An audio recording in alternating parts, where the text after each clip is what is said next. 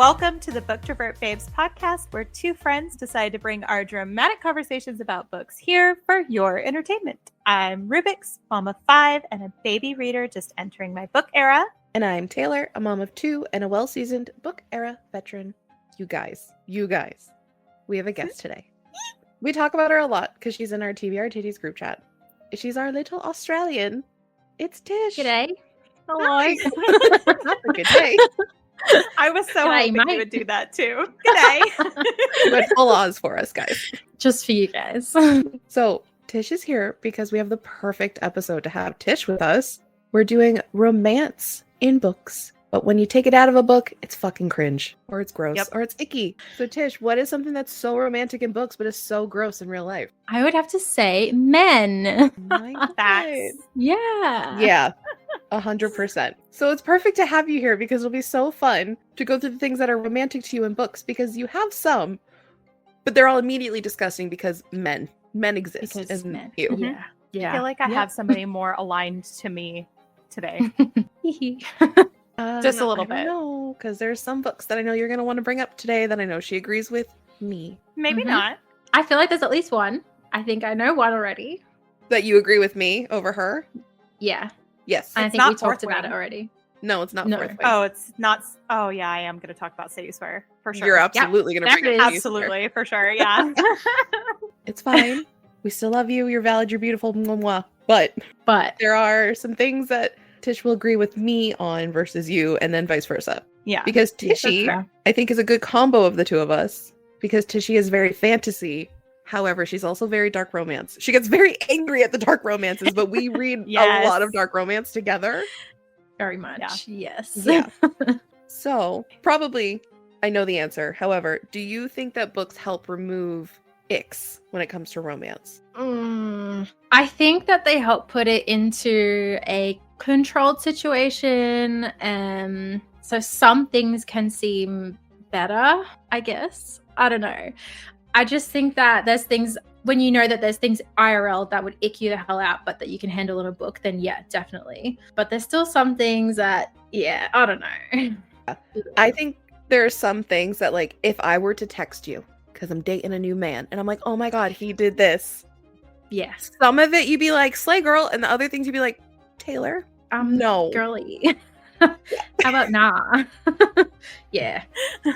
Yeah. And then Rubik's, who's someone who's actually in a relationship of the three of us, a very committed relationship. Do you find that there are romantic things that are, the ick is removed because it's in the book, but if hubby did it to you, you'd be like, get the F out of here. So I've been thinking about this a lot. Okay. We started off disagreeing very strongly about stuff like this, where I was like, ew, no.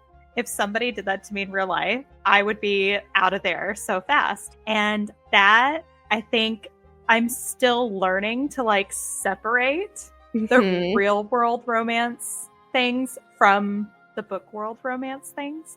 I think I'm not quite there yet. Like I'm more there now than I was a year ago.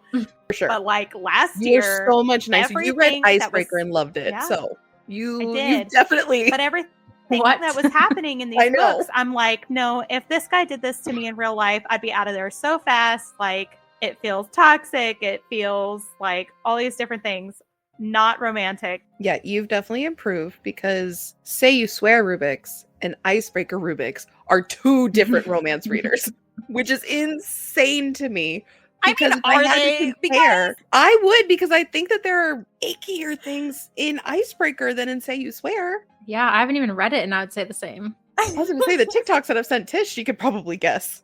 There are some. I mean, there's the I've read some Uber, and cringe that I still was so cringe. Like I texted y'all, like, really, an Uber? Like, excuse me, in front of God and everybody? Like, For no. me, I would say the cringiest thing is the fact that their entire hockey team dresses up as minions, and then he dresses up as Tish's face says it all. That like, if a man who was trying to get with me was dressed up as a minion for Halloween, No. Listen, we are Halloween bitches, Tish and I. Yeah. We Halloween all Hardcore. year. The Oh, ick this year. that I would get at a grown man dressed like one of them. Mm-mm. It was adorable in the book. It was hilarious. The context was hilarious. That's the thing. Like we only have visual, like the visuals that we make up for that. So if you saw it, I saw it as funny. There's really only so many visuals as a grown man dressed as a minion. I can only see one thing. One thing. What if it was just yellow t-shirts and overalls and the goggles? Like, but that's not that bad. It was described in detail what they were wearing. They went full minion. Maybe I changed it in my head, but I just made up your own think thing. that was that bad. Like, but I would say that's cringier than like some of the stuff that happened in Say You Swear, cringe-wise. Like if it happened to me in person, I'm definitely cringing over the minion costume versus like bringing me soup when I'm hungover. Like, but it wasn't the deeds in Say You Swear that were cringy. It was the timing of them. That's what bothered me. To you, yes. That's what bothered me. Yeah, yes. It was the timing of them. Like, it's way too early. Like, you've talked to her twice. You'll just come in her apartment when you see she has no pants on and then stay there while she's taking a shower. You've talked to her twice. And both times were about her being in love with another dude. Come on. I just think there's a lot to go with consent. And if someone's inviting you to stay, do you truly think that person only likes one person? Stay, or was she trying not to be awkward and ask him to leave? She asked him. She told him he could stay. And then they had a beautiful day together. But a gentleman would have been like, oh my God, I'm sorry, I'll go. Like, you don't have pants on. A gentleman or like a prepubescent 15-year-old? What? That's if that was a man's reaction, then I would be icked out by that. Same. Like, we're not. I never wear pants. If someone was driven away by me not wearing pants, then that's it for me. Yeah, but if somebody was coming to the door that you've only talked to twice, would you put pants on if you knew they were coming? Nah, not if he's hot. God. There's the root to the issues with romance. End of the episode. Yeah. I'm out of here. Hot. It's hotter. Yeah, it's fine if he's hot. If he's not, get out. It's like that TikTok sound that Tish and I keep sending back of like, oh, there's not a difference between 6'2" and 6'4". 6'2"?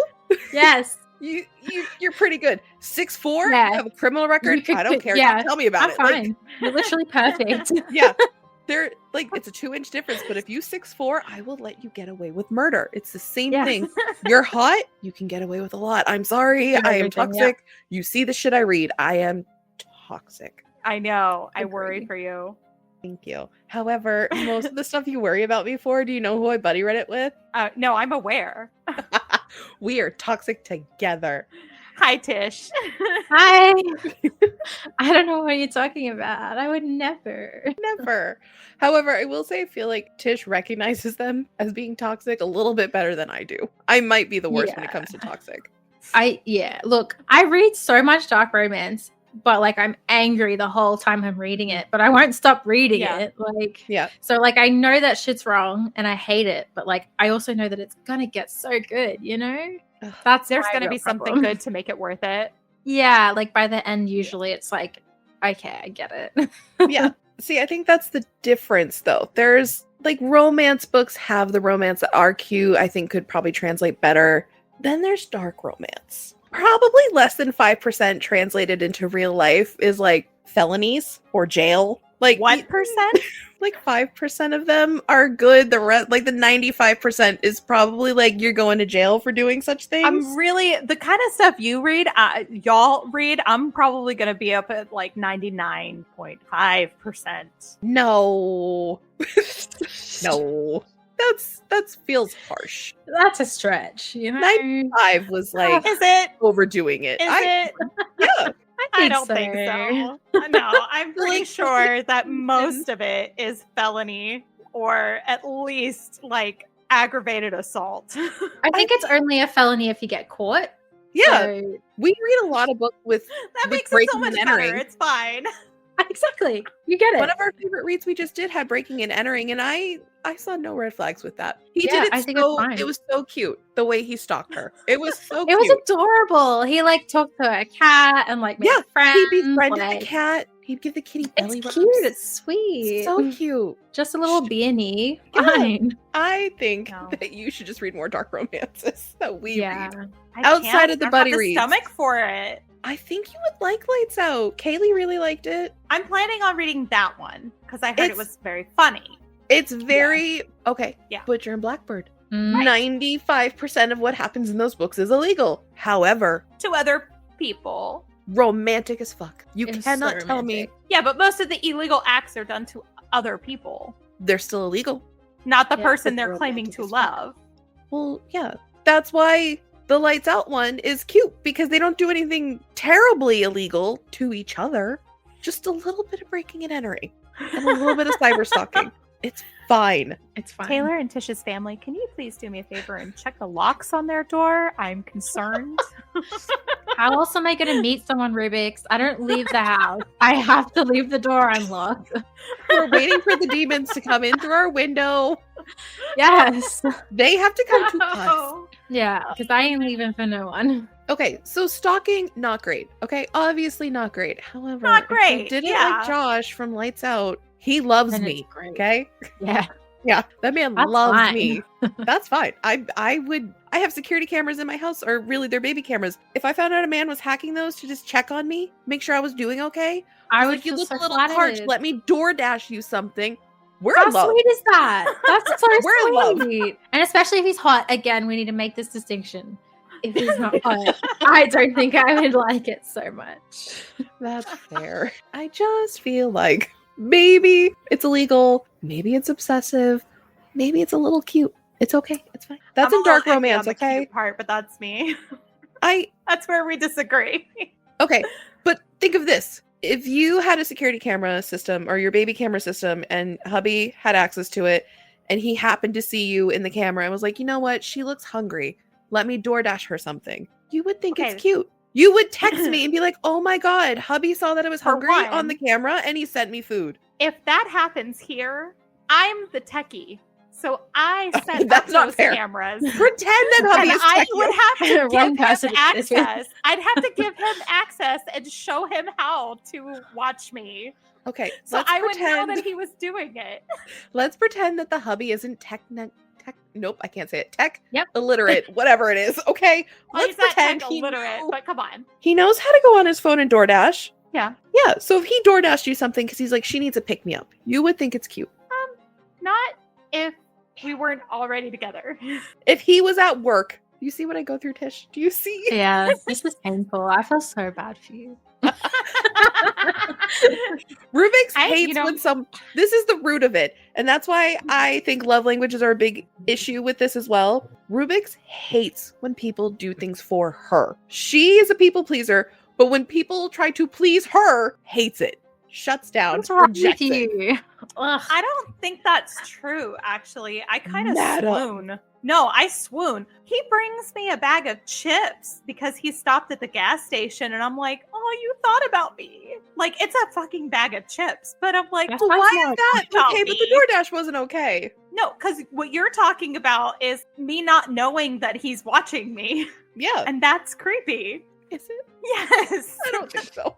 It's creepy. Sounds fake to me, honestly. What if he was checking the camera to check on BB? Yeah. And you are in the image because you're with the baby all the time. Yeah, but then that would probably come with a text like, hey, by the way, DoorDash is on its way. I got you something.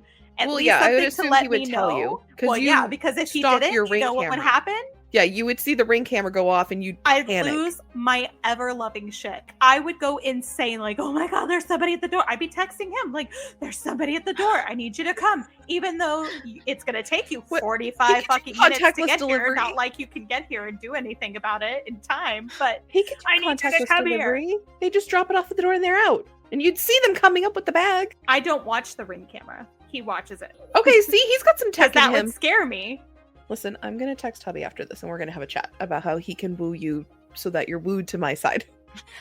We'll use him to turn Still. her. Yeah.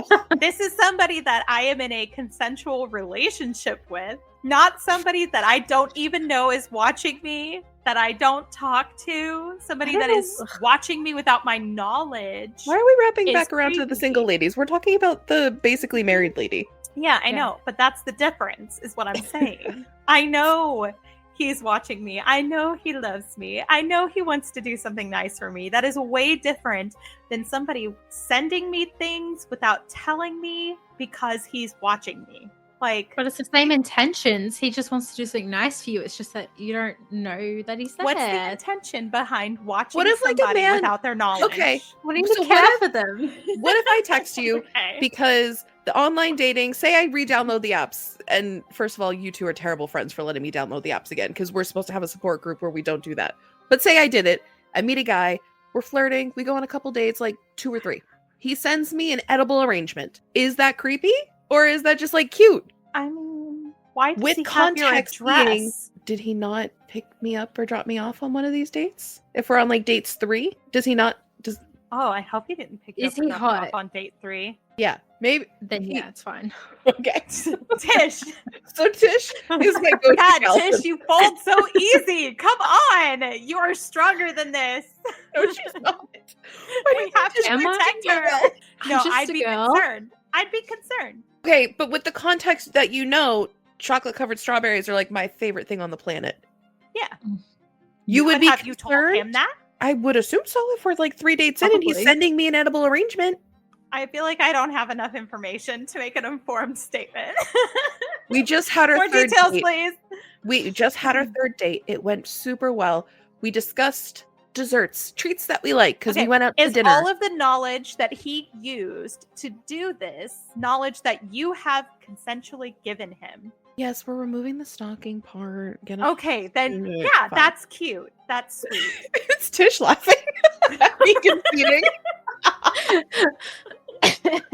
That's cute. That's sweet. It's fine. As long as all of the knowledge that was used, like your address, your favorite snacks, like okay, so here's the all question. These things, when you're going to be home, as long as all that information was knowledge that he was given by you with your consent, then yes, that's cute. We internet stalk each other for information. And also, what about friends? Like, is it still not acceptable if he asks your friends? I would rather somebody ask my friends. Like, I would rather somebody message y'all and say, hey, I want to send Rubik something for her birthday, or send her a snack because I was chatting with her. She's a little down. I want to send her a little DoorDash treat or something. I would rather them contact you than like freaking internet stalk me and try and find me on Facebook or Instagram and find my location. Like, that shit's creepy. Okay, but to be fair, I have your location. And that's why I would rather if he get it from somebody I trusted with that information in the first place, because then you know whether or not he could be trusted, kind of, with that information. So, Ruby, I trust your radar never too. Stalk a guy that you've been into. That's where I think my brain is going. Is like, am I the red flag because I be internet? Am I I am like FBI level stalking people sometimes. Same. Okay, so funny story about this. I was gonna say, because I have both of your locations, so clearly I am a stalker. Yeah, so, I knew that. When I met Hubby, okay, I didn't actually meet him like the first time. We just kind of passed each other in the hallway. I was leaving the bar, he was coming back in, and it was the movie storybook moment where like I passed him and turned because I was like, who is that? And I had never seen him before, but he was working there and he was with somebody that I knew that was working there. And I know almost everybody that works at this bar. So I'm like, who is that guy? Like it came back the next week and I was like, hey, this guy that was here last week working, who's this guy? Nobody knew his name for some reason. I was like, they're like, oh, I don't know, it's so-and-so's friend, got him a job here or whatever. I didn't really, I did try and look a little bit. If I saw posts from the bar, I would look and see if he had liked them, just to see if I noticed his face. But I didn't do any, deep diving or anything. Rubik? I just asked people, hey, this new guy working here, what's his name? Rubik's, we're going to both hold your hand really quick. That's it. That's not stalking. That is not stalking. Because I didn't go to any extreme measures. I asked somebody for his name. Works posts to see And you're if his showing photo off. shows up. No, I just looked at the post that I was already seeing. You only saw one post? I mean, I didn't see him again until like 5 months later, so I saw probably one a month. You're a terrible stalker. 5 months. Yeah, you're really that's bad at saying. I stalking. did not stalk. Oh. I did not put any actual effort into tracking him down. I was You just still like, asked hey, about the him. new guy that's working here, it's the only person here I don't know. What's his name? And nobody else knew either. So I was like, okay. Maybe And then I just kind of left it alone. this episode is quickly turning into Tish and I are learning maybe we're toxic. Tish showed me a bartender from somewhere and I stalked the fuck out of him for her. But then I was like, oh, but he's in a relationship. Stop and I got it. bored and then we just moved on to someone new. And I am like Yeah. an FBI bestie though, so maybe that's why like I can find so much shit about someone. So here's the thing. Am I the Josh in I'm myself? going to hold your hands real quick Yeah. and say, maybe we need to stop using the word maybe when we talk about whether or not y'all are stalking people and toxic. Maybe that's why it's okay to us because like we kind of stalk. So like if you stalk me back, I'm like, oh, thank That's you. cute. We're both interested, you know? Yeah. Is there anything that you think is cute in real life that when it's put into a book, you're like, why is this here? This is disgusting. Gosh, I think I I'm have mostly one. thinking about the opposite. I Yeah. have one, but I think it more so correlates for Rubik's and I as mothers than it would for me. Is Tish, Uh-huh. Yeah. child is involved, Tish is out. Tish actually would agree with me, but I think in general, I think when people are pregnant, it's beautiful. I love when my friends are pregnant. I can't wait for my sisters to become pregnant. I think every single time there's a pregnancy announcement or someone gets pregnant in one of my books, I want to throw that shit across the room and I hope it lands in the fireplace. I think pregnancy in books is disgusting. However, yes, there have been a few exceptions, like Out on a Limb. Loved that book. That was adorable. However, there's something about how people say they're pregnant in books. I hate it. And then when it's time to tell people, or it comes out, at least in the books I've read, it never comes out like because they want it to. They like get caught or like they're throwing up and someone's like, you're pregnant. Like, Yeah. I hate it. I hate Somebody how the finds the test in the trash out. can or Yes, they're like, there Yeah. was a test or this. Like, I hate how it's done in books. It's always the stereotypical stupid way that it comes out. Yeah. No, I So for agree with me, that. I Pregnancy I'll announcement. echo that one. Yeah, ditto to that one for sure. It's Yeah, I just hate pregnancy in general, so Yeah. Tish's team, no babies. We support her for that. I'm trying to think of anything else though that you know what I don't like? I don't know if I like it ever though. Like in real life too. Yeah, I don't think I like it in real life either, but at least it's like a little bit more understandable in real life. I hate when they are like, I've been in love with you all this time, but there's been no evidence of it.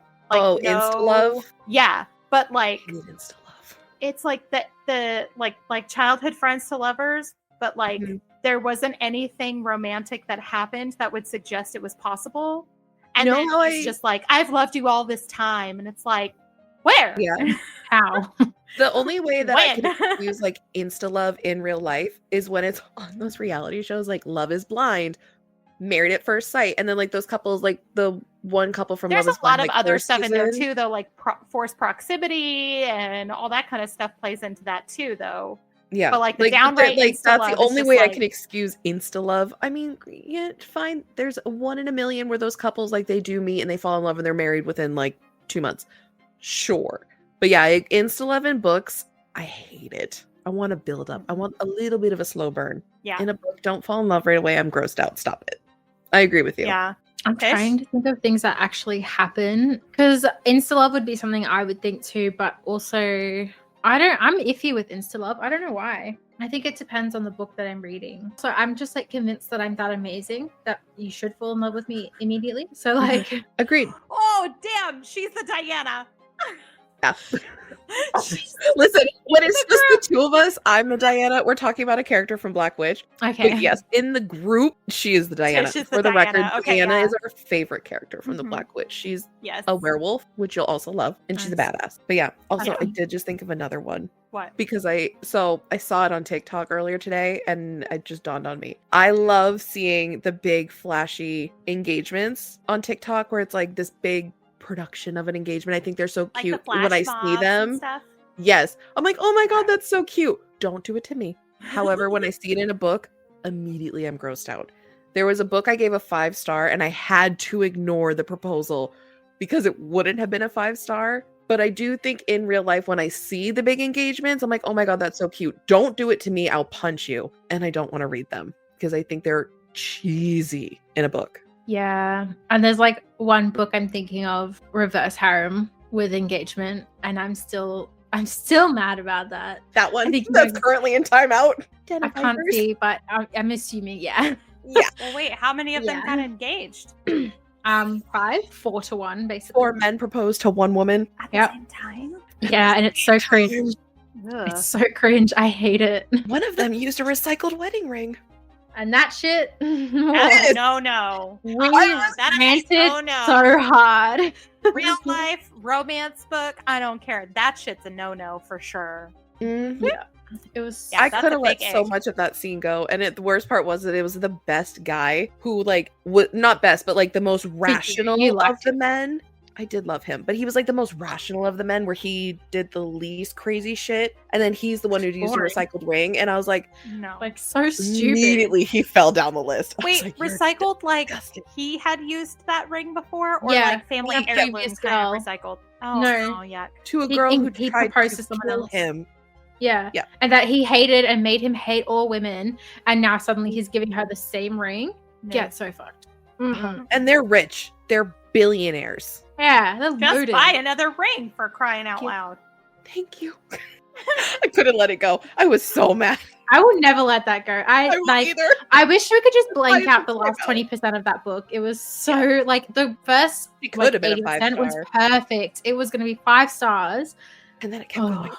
Yeah, and they Ruined should have just everything. stopped. Well, so then I guess that brings us to the next one of things that we read in our books that we thought, oh, that's so cute. Don't do it to me in real life. Don't even try it. This will tie into interpretation of these things because I'm sure there are things from regular fluffy sweet romances that some of us in this trio loved and someone in this trio did not love. I love how it went some of us and someone. Yeah, because I'm we're subtle. No, I'm So the most subtle. subtle. Okay, let's start with Say You Swear. That's a book we've all read. course we That's a would. book that most of the people we know who listen to this have also read. I would say, there's many things that Noah Riley does that are so cute in the book, are also cute in real life. There are some things he does that are cute in the book, maybe not as cute in real life. And then someone in here thinks everything he does is trash. So No, that's not what I said, okay? It's not that I think everything he does is trash. It's that the timing did not make sense. Like, had he done that stuff later, adorable. this one, The fact that he did it immediately was gross. Okay? calling the internet's favorite book boyfriend calculated. Blech. The entire internet, really. Yes. There is literally a list that he is in the top 20 book boyfriends. Yes. I just hate so much that was in perfect unison. Listen, we ride or die for Damn Mr. it. Noah Riley, okay? Yeah. Like, there might as well have been all 5 of us here for that, and y'all would have all said yes. In Yes. unison. Yeah. Immediately. It's a 4 versus 1 fight. Currently, it's only a 2 versus 1 because we don't have the other 2 from T-Bear Titties. However, yes, They would back us 100%. he is a ranked across many Goodreads, Fable, Storygraph. When you see the romance lineups, he is in the top 20 of the best book boyfriends. And I'm not even like a fluffy romance person, and he's No. still like Do you know what I have to do to get Tish to read the fluffy romances with us? Beg. Barter. I have to barter. I have to say, I'll read this book if you read this book. It is I still haven't got this bitch to read the last redeeming 6 from Boys of Toman because I apparently haven't bribed her with anything good enough to get her to go there. But yes, He is in the top 20 of ranked book boyfriends.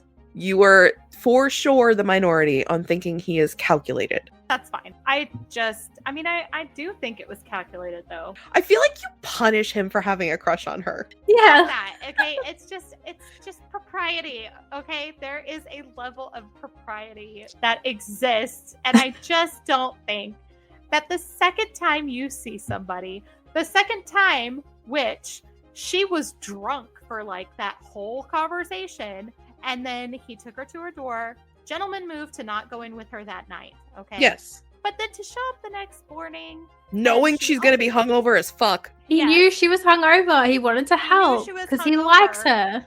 Yeah, but you know what you do when you know somebody's hungover and they like you and they're maybe like, I don't know. I swooned. If a man did that for me, I'm swooning. If a man did that for me after several dates, yes. If the time I spent most talking to him in one night was when I was drunk, I'd be mortified he showed up at my house the next day.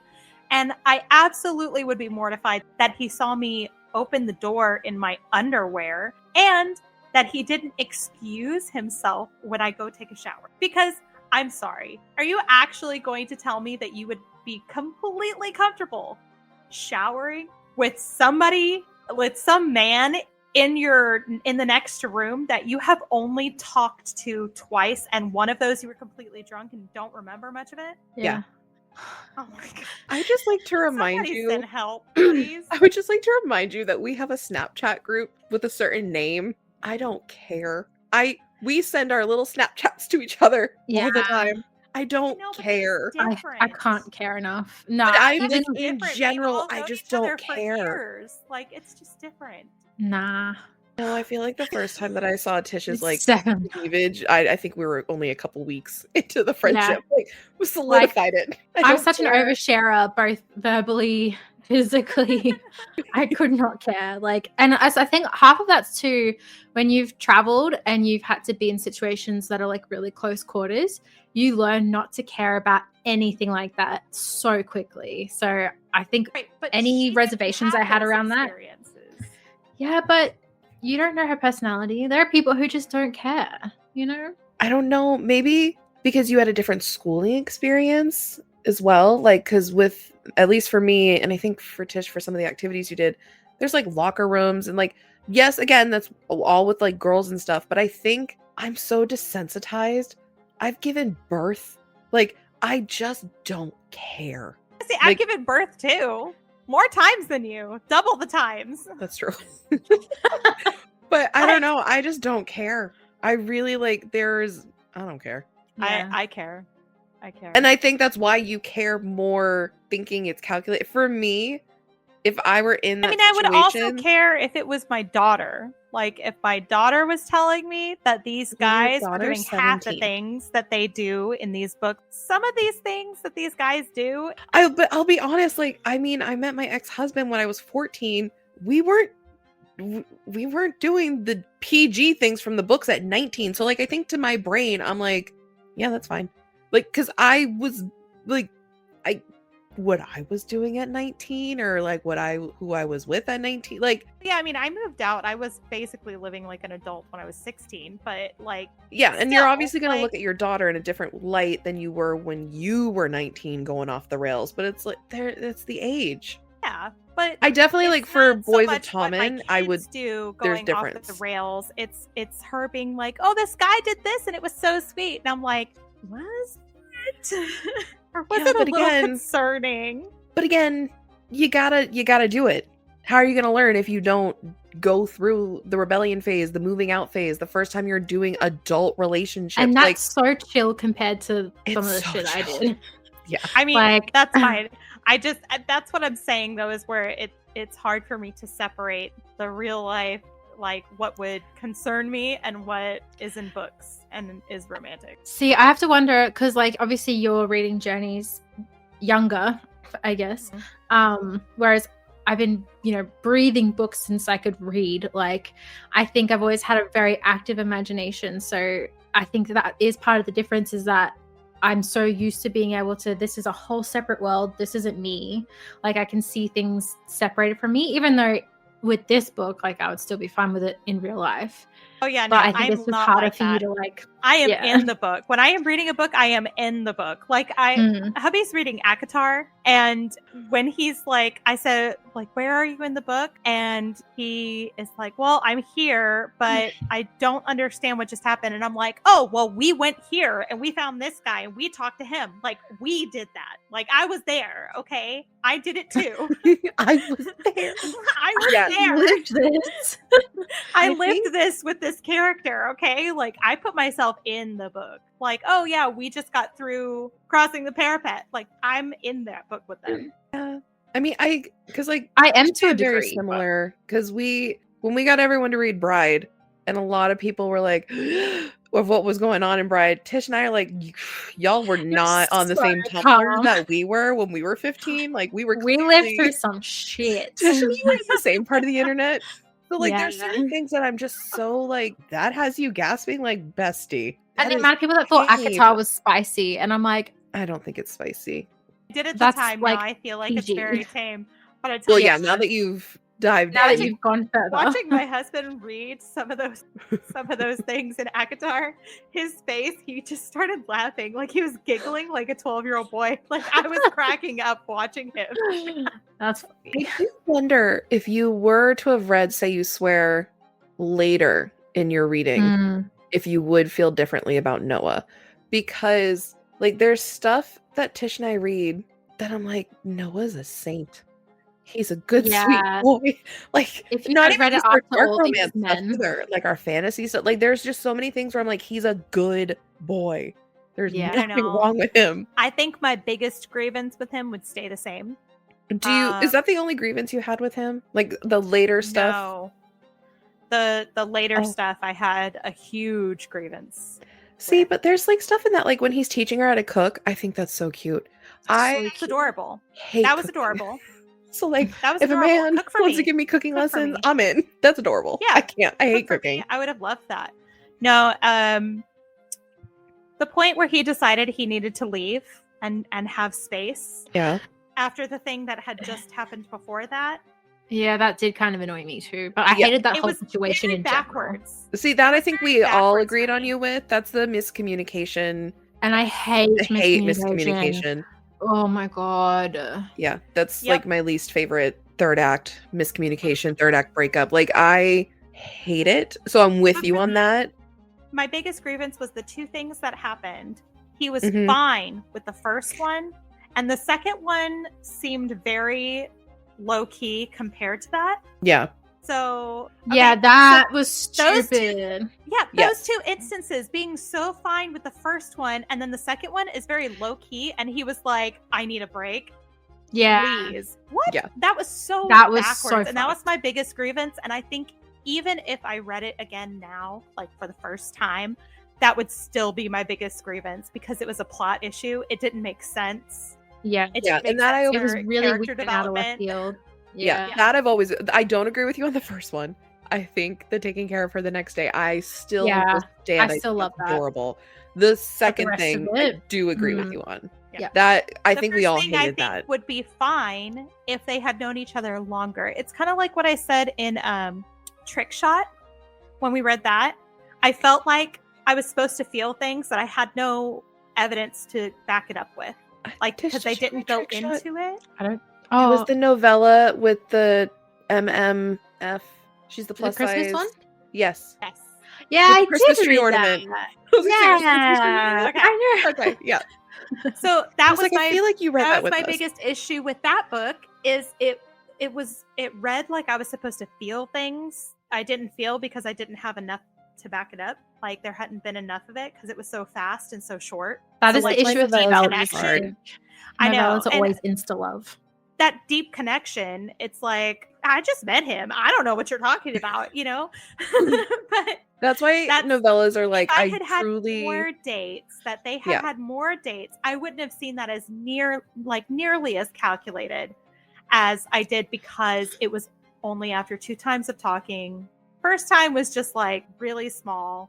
Both times were talking about her loving another guy. Like, it just seemed a little cringe. I think for me, their age is a big factor on why I think it's cute. Because, like, again, I met my ex-husband at 14. I pursued that man like no other when I was 19 years old. Like I was all up in the AIMs, DMs. Like when you're that age, you're like, you're always on my mind. I want me to be always on your mind. Like I think the age, I'm like, yeah, that makes sense. You're like if you have very a crush on different at someone, that you're age. very like, I want to be talking to you. I want to hang out with Obsessive you. I need you to be thinking about me. Like it just at the age.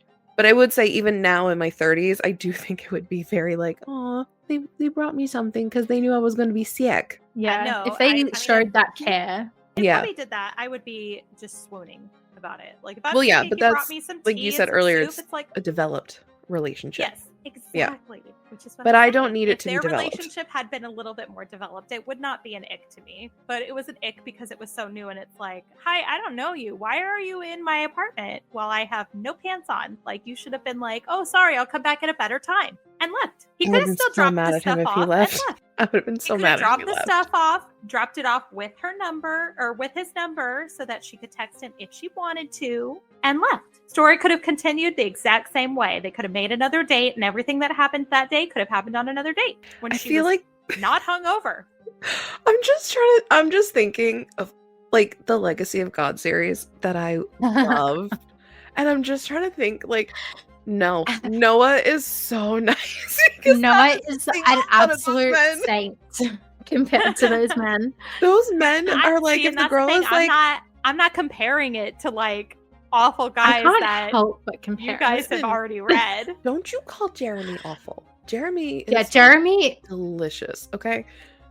But I'm just trying to picture like there's not a chance that man would have shown up, let Cecily say no. Yeah. No who? No what? There's no thing as no. That word. Yeah, I'm not leaving. I'm here. No, we're going on a date issue, whether guys. you want Come to on. go or not. That is a whole nother issue, y'all. Come on. I don't see the issue. That's what I'm saying though, is I think our minds with dark romance, again, like send help. I just think with dark romance, because we read so much of it, that like in the fluffy romances, nothing is a red flag to me. Yeah, nothing phases me in fluffy now. Like if anything, I'm like, read oh, normal. Dark. Yeah, like what is normal? Where's the controlling and the like what? Do you remember I read that book last year in March, I want to say. It was the one that was our like pick a book in Ireland for like St. Patty's Day. And I gave it 3 stars, and at the end I was like, there was no drama, nothing happened. I had to reset and be like, duh, bitch, it's a freaking closed door romance. Like, of course no drama happened. I was like, there was no that the drama. Rebound? Yeah. Yeah, I haven't finished that yet. I soft DNF'd it. I wasn't into it. I was so bored because I was like, nothing happened. But then as soon as I finished it, I was like, yeah, bitch, because it's not dark romance. Like, of course nothing. No one's getting kidnapped. No one's like identity got stolen. Like, there's no drama. Boring. In closed door romances. Yeah. So I was like, meh. Can't do it. Yeah, I think that's why, like, with Say You Swear, Archer's Voice, like these like really cutesy romances, there's not a ton of red flags for me or icks. I mean, there's some of them, but I think that's more my own personal issues. Have you seen those videos on like Instagram and TikTok and stuff with the guy that has the red and green flags and he's like running across a field? Yes. I love him so much. I'm almost positive it's that green flag guy. Yeah. Yes, that's the guy. Okay. So that green flag guy, when I am reading a book, that is in my head. He is in my head all day. Just like running across my head with a red flag. Like, well, I don't like running across a field with his giant flag. No, I don't like where this is going. No, run away. Like, see, like that screaming daddy issues. Like, run away. Listen, not the call out. Well, the guy running around in my head is in black and white, so I'm colorblind. It's fine. They're all gray flags. It's just all gray flags running around, different shades. Maybe 50 of them. Like, yes, obviously, don't send me a box with someone's hands because they touched me the wrong way. In real life, that's a little scary. But like in the book, I think that's cute as fuck, but okay. In the book, it was fantastic. I don't realize I'd be fine with that. I just don't want to see, hands in a box. I don't mind. I'm good. It's fine. They're just different down in Australia, okay? They see shit. They have spiders and snakes just hanging out, okay? She's seen some shit, all right? I won't even judge her. Been through the wars. Listen, I saw that one TikTok of someone who had a snake in their toilet, and I've never been the same, okay? I am terrified of Australia, so whatever you say goes, I believe you. Good. It's scary. We are What's our built next different. But I think for you with the say you swear thing, I think that's just a personal grievance that you have. Because I can acknowledge that, like, I have my own personal grievances. Like, I just read a book and it was really, really cute and it was really, really sweet. However, so the guy was like a carpenter, a handyman. I forget what his like official job, but he like fixed things. And he had like gone to the girl's house and her kitchen table wasn't like the best. It was like one of those, like she got it for like $25 from a random store kind of thing. And then like she went away on a business trip and she came back and she had a brand new crafted dining room table he built for her. I hate it. I was so like aggravated. She was too, and I was fully on her side. But there was like a whole like, you have to let people take care of you, or like I forget how they were trying to like phrase it, but I was like, no.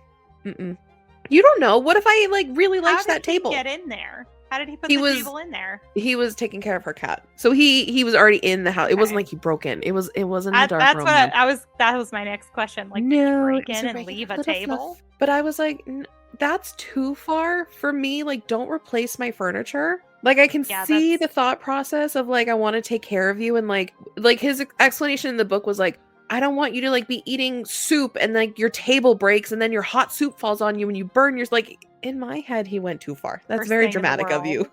Like, I'm very attached to my belongings, so if someone just replaced them without discussion, I would probably be. So like in the book, I was like, all right, fine. Like it's cutesy, but don't replace my shit. Don't like. It's the same thing with like replacing the light bulb and like just doing like handyman like I'm an independent woman. I don't need no man to like change my light bulbs. I can change my own light bulbs. Actually, I could do that right now. Oh, what? Bring me ibuprofen and coffee. Yeah, I live on caffeine. No. Furniture, don't replace my furniture. If someone replaced like my bookshelf, I can pick out my own furniture or redid my books, I cannot make my own coffee. No, I want someone to get me coffee. DoorDash me mozzarella sticks. I'm in. Get me ibuprofen, because you know what? I don't buy it for myself and I definitely don't have any. So like, yeah, take care of me that way. I don't own a heating pad, which I get yelled at for all the time. Buy me a heating pad. Like that shit, go for it. Don't replace my stuff. Somebody please buy her a heating pad. Yeah, I get yelled at for it all the time where I'm like, oh, I'm in pain. Go lay on a heating pad. I don't own one. I don't like heat, okay? I'm sorry. Snow's there. Get a heating pad. It literally is snowing right now. I know. Get a heating pad. So the next one is love languages. Because I don't remember what your love language is. Is it quality time? It's hard for me to, like, I'm not sure, because I see some things that are one love language, I kind of see them as another love language as well. So like gifts, I kind of see as an act of service. I think acts of service is probably my love language. Okay, Tish, what's yours? All of them? Okay. Oh, all right.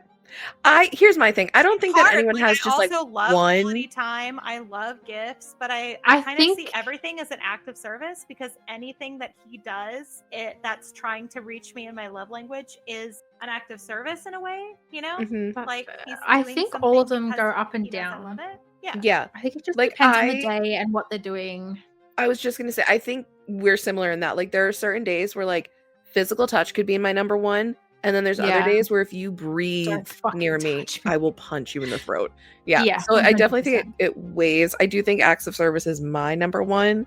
Do you think that affects what you find romantic in a book? Because I had recently read something where the person's was definitely physical touch. And it was like every time these characters were together, there was like some sort of description of like touching her thigh when they were driving, or like holding her hands while they were waiting at the restaurant. Like just like every time they were together, they were.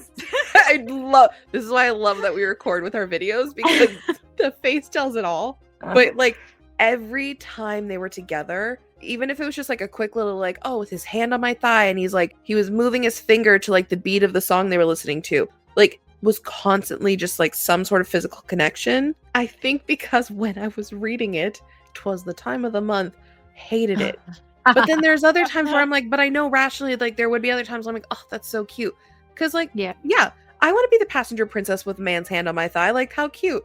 However, like when I was reading it, I was like, all right, I get it. You like to touch her. Meh, meh, meh. So do you think that like the love language that you're feeling, since you feel like you kind of roller coaster through them all, affects how you feel about something when you're reading it? Definitely, because like I said, like different times, different things. But another thing is I'm neurodivergent, and one of the like our love languages, people talk about being different.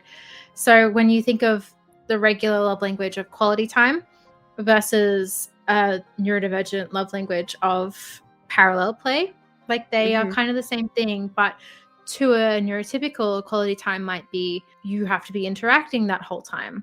Whereas I'm like, no, us just being in the same room, that's all I need. And then all these books have these people around each other 24/7, always having to like talk and do things together. And I'm like, I would punch myself, honestly, just to get out of that. Like, yeah. So it definitely, I would say, influences it a lot. You never really read a book where it's like one of them's a reader and one of them's a gamer, and they're just existing in the same space. Yeah. Like and I get it. There's not much to write, but yeah, literally, we do. Like, I feel like when we're in random Discord calls with each other, or if we're just like, we're all in a group, like when we were watching Love Island all together, like I don't need to be talking to you, but we're both watching the same thing, but like it feels like we're connected. Or like when we would do our random voice chat calls where we're all cleaning, but we all have our cameras on, of like, we're just together. Like you don't read that in a book. We're like, my quality time is like, we are together, but we're not up each other's butts the whole time. Exactly. So maybe quality time is my least favorite. Like, I think it is my least favorite. I need the parallel play to feel like, yes, we can exist in the same space, but I don't need you to be in my space. We don't need to do something together necessarily like that. Like we don't need to be communicating and doing it together. Absolutely. Yeah. I've always seen quality time as just something intentional. Like parallel play, that counts as quality time for me because it's just intentional. It's just I'm making space to like hang out with you, and I'm not hanging out with anybody else right now. I'm just spending time with you. Doesn't mean I have to talk to you the whole time. There are tons of times lately where like hubby will be playing a game and I'm sitting next to him on the couch with my headphones on, reading a book with my Kindle and not talking. I can't even hear his game, but he will like, he'll ask me, he's like, can you just push one ear uncovered so that if I talk to you, you can hear me? And it's like, just remove just the barrier on one side. Just one side is fine. That way, if he wants to talk to me, we can talk about it. That kind of stuff, I love that. Really nice. I'm down with that quality time. I love that. Yeah. I'm not usually a physical touch person, but there are some times where it's just like, oh, I need to just curl up next to you. I just need to just pet my hair like this. Just do this.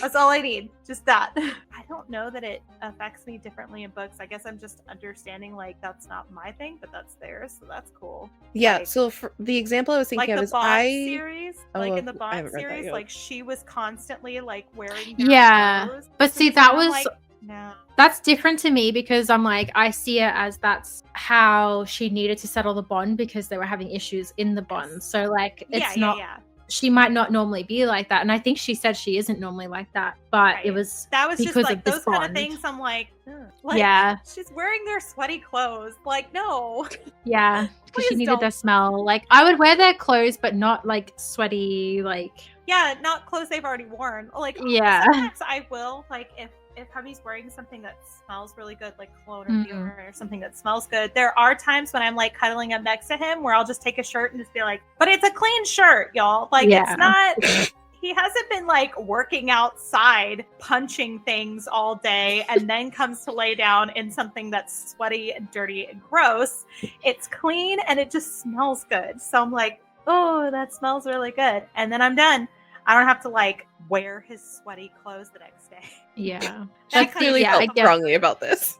Yeah. Again, that's more like a fantasy thing where it's like, yeah, it was a lot. It was in there for 6 books. She was doing this. She did it in every fucking book. Please do some fucking laundry. Like, yeah, it was giving. Fantasy. It was giving like going into heat, like an Omega thing. Like that's how. It was very like, are they? It was a lot like that. Yeah, that was. I was like, I think you might be confused here on what fantasy area you're in. I love in Omega books when they have to like rub on the scent glands, okay? Yeah.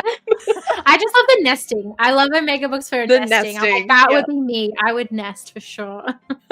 They did talk about that a lot in the Bonds That Tie series. They talked about nesting a lot, and I'm like, okay, yeah, I get that. It's the honeymoon phase, right? Like just cuddling and staying together all the time. I like doing that sometimes, but then also it's like, are you going to work soon? Get it. Can you fuck off? I need my alone time. Sometimes I just need quiet. Like that is why I stay up so late 90% of the time, is because it's the only time my house is silent and I am alone. Yeah. And I don't like to be alone like during the day, but at night I'm like just. You were definitely a night owl with that. And I think that's why, is because it's the only time I can get a lot of things done, because nobody's talking to me. Nobody's asking me for things. Nobody's wanting to tell me about their day, which I do love all those things. Don't get me wrong. But it's like, that's my break. Mm-hmm. That's when I'm alone and it's quiet and I have my own space. I have my own bubble. I can get whatever drinks I want, whatever food. Nobody's picking off my plate or borrowing my drinks. And yeah, I think that's what I struggle with in books too, is like when is that whole always together, and like somehow in the Bond series she like always needs one of them around her, and I'm like, that would drive me insane. Like I don't like that. Get some you time. Yeah, and that's why I think I like reverse harem where the boys are together, because it's like you can just send them off together, right? Just y'all go. They can occupy each other, and I can. I love reverse harem where it's MM. MM or MMMF. Yeah. I don't like reverse harems where the woman is the center of it. Like I do like more when it gets a little more poly, where there's like relationship. Like I don't like the soul focusing. Like give me space. Yeah. That's my one thing with wide shoes. It has to be the right wide shoes, otherwise I don't want to read it. That's why I love Jasmine Mass books now. I know, you flying through those. I saw those and I was like, ooh, I want to read those. She read Blood of Hercules and then she popped off. Yeah, I loved Blood of Hercules so much that I was like, well, I've got to read The Cruel Ship first, and then I started reading it, and like I finished the whole series in a week at most. I think even less than a week, maybe. It was like 3 days. It was like a book a day at least. Like I would finish a book, start a book. I did the Bonds That Tie, I think, except for the first book, because I read that in November, I think. But the other 5 books, it took me 3 days to get through them all. Yeah. I was like not sleeping. There was one book. It was like the 3rd book, and it's one of the thickest. Like I didn't see it physically until like after I finished the whole series. I saw a stack of books in an Instagram post, and it's one of the thickest in the series. I started it at midnight. I finished it at like 4 a.m. Yeah. I saw you update and it was like Tish finished in like however many stars this book like 3 hours ago. And I was like, 3 hours ago was like 4 a.m. for her. Like, what do you mean? Yeah. Like that bitch is supposed to be sleeping. Like I need her to hurry up and write more books, because something in those books was just crack. Like, oh my god, can't. We'll get the Bond of Hercules in September, and we'll finally find out what the fuck the dynamic is, which I just need to know what it is. I think I already know. I think it's MMFMM. Like I think it's boyfriends, and then she's here. Yeah, I don't think that, because they're 2 different types of couples, the boys. So I just don't see them meshing as well. But at least they're still MM. Like I'm still happy enough for that. So we're very content in our MM world. We love MM. So I don't think, have either one of you, I know Rubik's hasn't, I don't think you have, Tish. Have you read the Windy City series by Liz Tom Ford? It's the fluffy sports romance. So like the first one's hockey, the second one's basketball, the third one is baseball, 4th one's baseball, the last one that's coming out next month is hockey. No. So that one is deeply in the love languages. The first one I don't like as much because the guy's love language is definitely quality time, but it's gift giving and receiving gifts and stuff, and I hated it. Like I felt so bad because I love. What did you hate about that? I just hate the gift giving thing. Like really, the like buying my love with like flashy jewelry or like designer clothes or a membership to like some sort of, I think it was like a pet thing. It just like the buying of gifts and stuff and like just lavishing her with gifts. to compare, the second book, like their main thing is how quiet their love is. Like she had a bookshelf that was collapsing and she bought a new one. She couldn't put it together because she was a flight attendant, so she was in and out. He built her the bookshelf, and then she is like Rubik's, where all of her books were in alphabetical order. He built her the bookshelf and then put all her books away the way that she wanted them put away. And then there was like another thing with it where like she wanted to do something for herself, and she had been slowly saving money to do the thing, and he helped contribute to it because she had like a little stowaway bank, and he helped contribute to it, not financially, but like in a different way. But it was a very like, there was just silent things where like she was like, oh, I really need to do this thing, and like without asking him to do it for her, he just did it. And I was in love. Like nothing makes me happier than a man who doesn't have to be told how to help or be told how to like make me happy. Girl, he just preach. does it. Whereas like Preach. the first guy, like, don't buy me $1 million tennis watch. I don't care. I don't want that. So I think that's why for me, the first one didn't really click, because I'm not a flashy bitch. Like I don't want designer shit. I don't want jewelry. And not that we're the gift giving or receiving gift love language is all about like flashy things or like money exchange. But to me, sometimes it comes off as like buying my love of like, oh, you fucked up, you buy something. Or, oh, you thought of me, so you bought this expensive thing. To me, I associate that with like, you fucked up, so you're buying something so you can get away with what you did. And that's my own trauma. But like then the next one, which is like the acts of service, like to me, acts of service of like just doing shit without having to be asked to do it. I love it. I love acts of service, but see, gift giving is like also one of my top ones. But gift giving in like you're thinking thoughtful. of me. Yeah. Like not just big flashy rich stuff, but just like thoughtful things that you've paid attention to that you know that I really like. You saw it and you went, oh my god, that, you know, that's what I like. But yeah, just buying something because it's expensive. Because you're a billionaire hockey player or like a millionaire hockey player and you make a lot of like that just didn't appeal to, like, we've said in a podcast before where it's like, pay my bill. Like, yeah, of course. Like, oh yeah, my sugar daddy. Be my sugar daddy if you want to. Like, please. Like, yeah, like if the gift you're purchasing is sentimental or it means something or like, but there was one book where someone he bought the FMC first editions of her favorite book and they had been signed by the author. That I was into.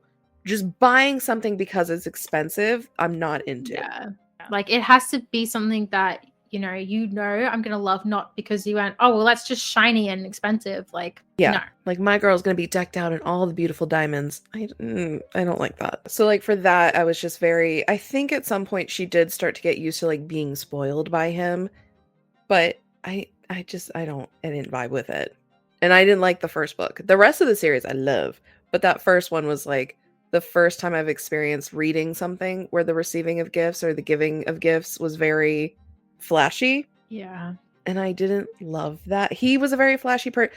I read it with Mel and I compared him to Travis Kelce, where like he's always in like designer clothes and he's with Taylor Swift. So you know that like, I don't know, he could be giving her nice, sweet things, but like neither one of them are broke. So I'm sure they get very glitzy, gorgeous gifts for each other as well. But to me, he had very Travis Kelce energy and he's not the man for me. Love him for Taylor. Loved him in the book for Stevie was the FMC's name. She was fantastic. I loved her. It's just that's not the style of person I would ever want to be with. So for me, it just didn't work. She loved it. I was all out. You rock on, Stevie. Get your man. But it was not for me. Yeah, I think if someone was going to spoil me money-wise, it would be practical. It would be like, bills and, actual stuff that I need. I don't have to worry about it. Or that's all I would care about. Techie stuff, like buy me a new stream deck. Yeah. Oh my god. Like computers, buy me wireless headphones. Like buy me a computer that can handle my Sims. I don't like 50,000 million CC and mods, please. Oh, I'm so bad for that. Listen, if a man bought me a computer that like didn't sound like it was about to take off when I launched my Sims, marriage. I'll get married again. I'll do it for you, baby. Yeah. Now that's a love language I will speak to, because I would love a nice PC like that. Because we have a lot of CC for our games, so just a bit, just a little bit. I don't have CC, but I have a lot of games. So just get me one that I don't have to uninstall one to install the other. Oh my god, that's what I have. Oh my god, that'd be heaven. Imagine just having them all there, ready to go, all updated all the time. Let me have Stardew and Sims and Faz all on I was one just gonna say, computer. think of all the times that we're like, all right, let's all play Faz, and everyone's like, hold on, like Give me 10 Tish has minutes to undo Hogwarts. Yeah. Rubik's has to take off the like supermarket simulator, and Taylor has to undownload everything. Like everything. We're love a computer. Oh, Any man so who nice. wants to woo me or Tish buys a That's beautiful how to do PC. it. Yeah. Yep. Okay. Things that were really cute or got you in a book, but in hindsight, in real life, it probably isn't that cute, or wouldn't be cute, or would be cringy or icky. Oh, I was thinking about this because I have had moments like this and thought back on it and was like, that's a memorable moment. But also looking back at it, it's like, what? That's garbage. Why? So I just read Pride and Prejudice again. Love that. That I was thinking so much about that scene where Mr. Darcy is telling her that he loves her, like the first time, and he's like, I've been in agony. I've been miserable. Like, because I love you. And she's like, am I supposed to swoon because you told me that you were appalled that you had feelings for me? And I'm like, dude, yes. Like, that's love her. Awful. But it was supposed to be like this big romantic moment because he finally dropped his guard down and told her how he feels. And it's like, no, man, that was so insulting. Are you kidding me? I definitely feel that one. Yeah. Anything like that. And I've seen it done in other things too, where they're fighting and he's really angry or frustrated and he's like, because I love you, damn it. And it's like, okay, can you say it nice? Like, excuse you. If you love me, be That's how nice you're about gonna it. tell me for the first time is by yelling at me? No, thank you. Aggressively love you. Yes. I hate that. That's fair. Yeah. I have one. I tried to do books that we all read together. I have a few that, like, obviously I read on my own, but this is for Rubik's because I know she's gonna go.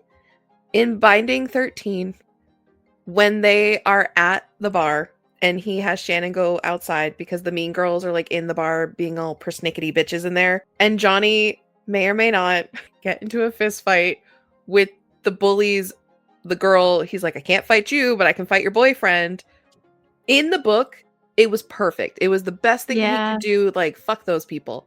However, in real life, maybe as a teenager, aggressive.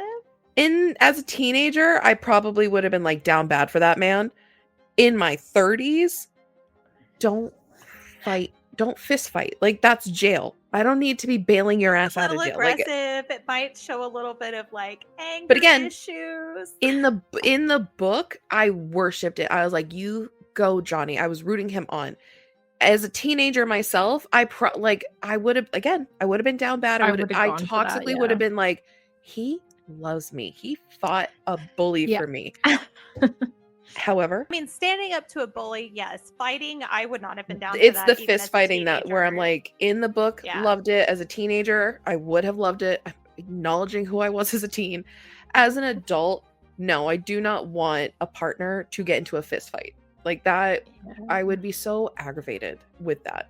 Like, depending on what it is, bailing your ass out.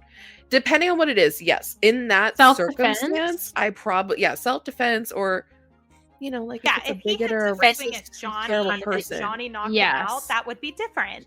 Yeah, but it was he went in for it first. I was like, it was kind of juvenile. Like, it wasn't even. Yes. Yeah.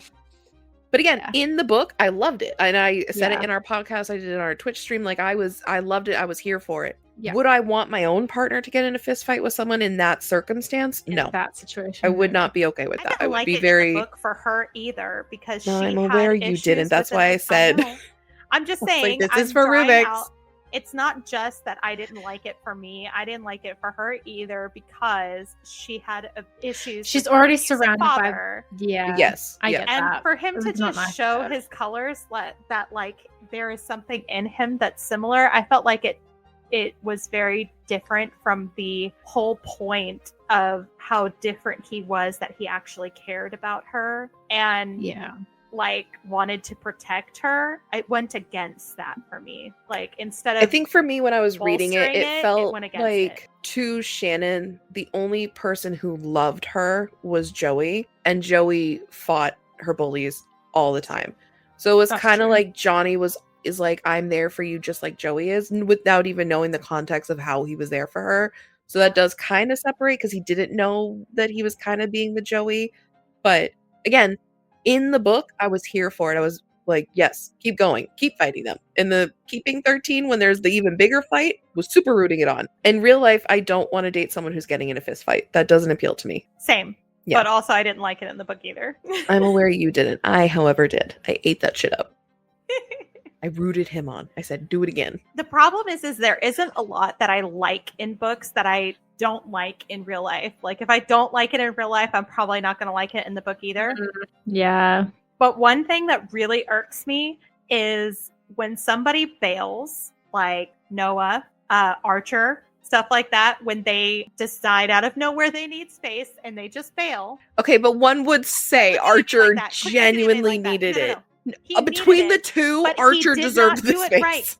He left without a conversation. That's the problem. He just Archer's failed, mute, so he can't talk anyway. He can to her. I was trying to get away with it. He can to her. Don't even. For them to leave without explanation or without having, like, communicating fully why they need the space, just to bail and ghost them. Those moments when they come back and it's like two people running towards each other and like leaping into each other's arms. Fuck that. Explain to me why the hell you left without a conversation. Tell me you're sorry. Like, don't just expect me to jump into your arms and just be happy that you're home. No, hell no. I want a conversation. I think there's one time that I've read something that had that and I was actually okay with it. Tish read it too, but I don't know if you were okay with it. And For the Fans, when Kieran leaves. Oh, okay. That's still I feel like I didn't struggled. I didn't love that he ran away. I understood, but the fact that he just disappeared and left Avi all alone, he didn't know what had happened, like, and then he just shows up, and I'm like, and then he just comes back with that post being like, oh, but I love him, and it's like, but you haven't been there, and I get why you needed space, but you could have said something. Yes. Well, yeah, I love so you. hard with that. I care about you, but I do these things, so I need to take some space to wrap my head around it, get myself centered, and then I'll be back. Another thing that I don't like about it is that it reinforces the idea that to be fixed, you have to be on your own. Yeah. Like, to me, that reinforces that whole, well, if you can't love yourself, you can't be with anyone. And I'm like, that to do that with someone is even more growth, I think. So I just didn't like that it reinforced that whole thing. Mm-hmm. It's even more telling of the fact that somebody cares about you if they're supporting you through that growth, through fixing what you feel like is broken. If they're seeing the worst of you and they're staying, that is not that huge. They're the ones trying to fix you. That's another issue. No, but that they're supporting you to fix yourself. Yeah, like, hey, how was your therapy session? Do you want to talk about it? Do you want me to get you anything? Do you want some time alone? Like, just being there to be supportive and understanding. And that would be that obvious going for through sure. stuff. Yeah. But no, and I think I don't mind damage. I don't mind damage. I understand damage. It's owning your damage and like having those conversations that would make it okay. Fucks it up. Miscommunication's the absolute worst. I will die on that hill. Like, miscommunication needs to fucking get out. We need different third act issues. Yes, why is it always the same shit? I would love to read a book where they actually say, I love you so much, I'm going to come back, but I just need space for a little bit to go and work these things out because whatever reason, like, I don't want you to feel like you have to fix me. I don't want you to feel like you have to go through this with me. I don't want you to see this part of me. Like, just have the conversation, damn it. Just say, I love you. Don't think that this is me saying I don't love you anymore. Instead of just sitting there thinking, oh, well, they can't love me if I'm like this, so therefore I have to just fuck off for like a whole month.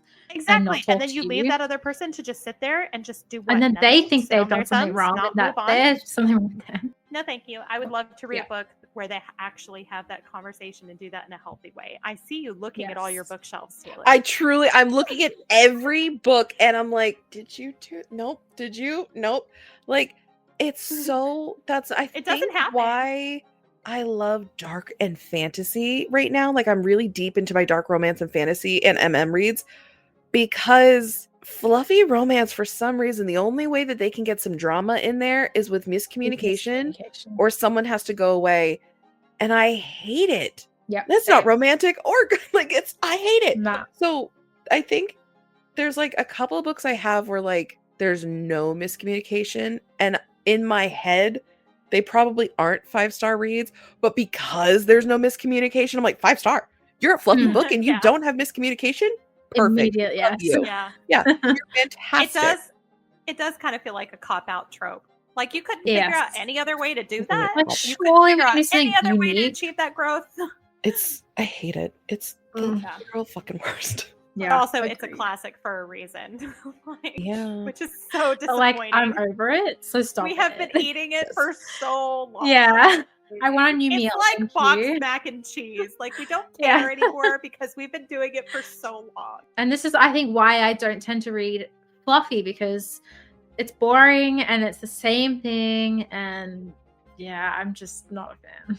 And this is why I like fantasy, because at least there's reasons for a lot of that stuff too. Yeah, I do have one more. It's still the miscommunication, but on the other side of the miscommunication, the purposefully hiding important details because you think it's going to hurt the other person too much. Typically terminal illnesses, things like that, like ticking clocks, those tropes. I hate those. Like, which is funny because one of my favorite movies, which I do intend to read the book, but one of my favorites was A Walk to Remember. I love that movie. I love that movie. It's not even like inherently romantic, but I mean, the ending line is still probably one of the most romantic, beautiful things I've ever heard. But yeah, I hate that, the ticking clock, the terminal illnesses.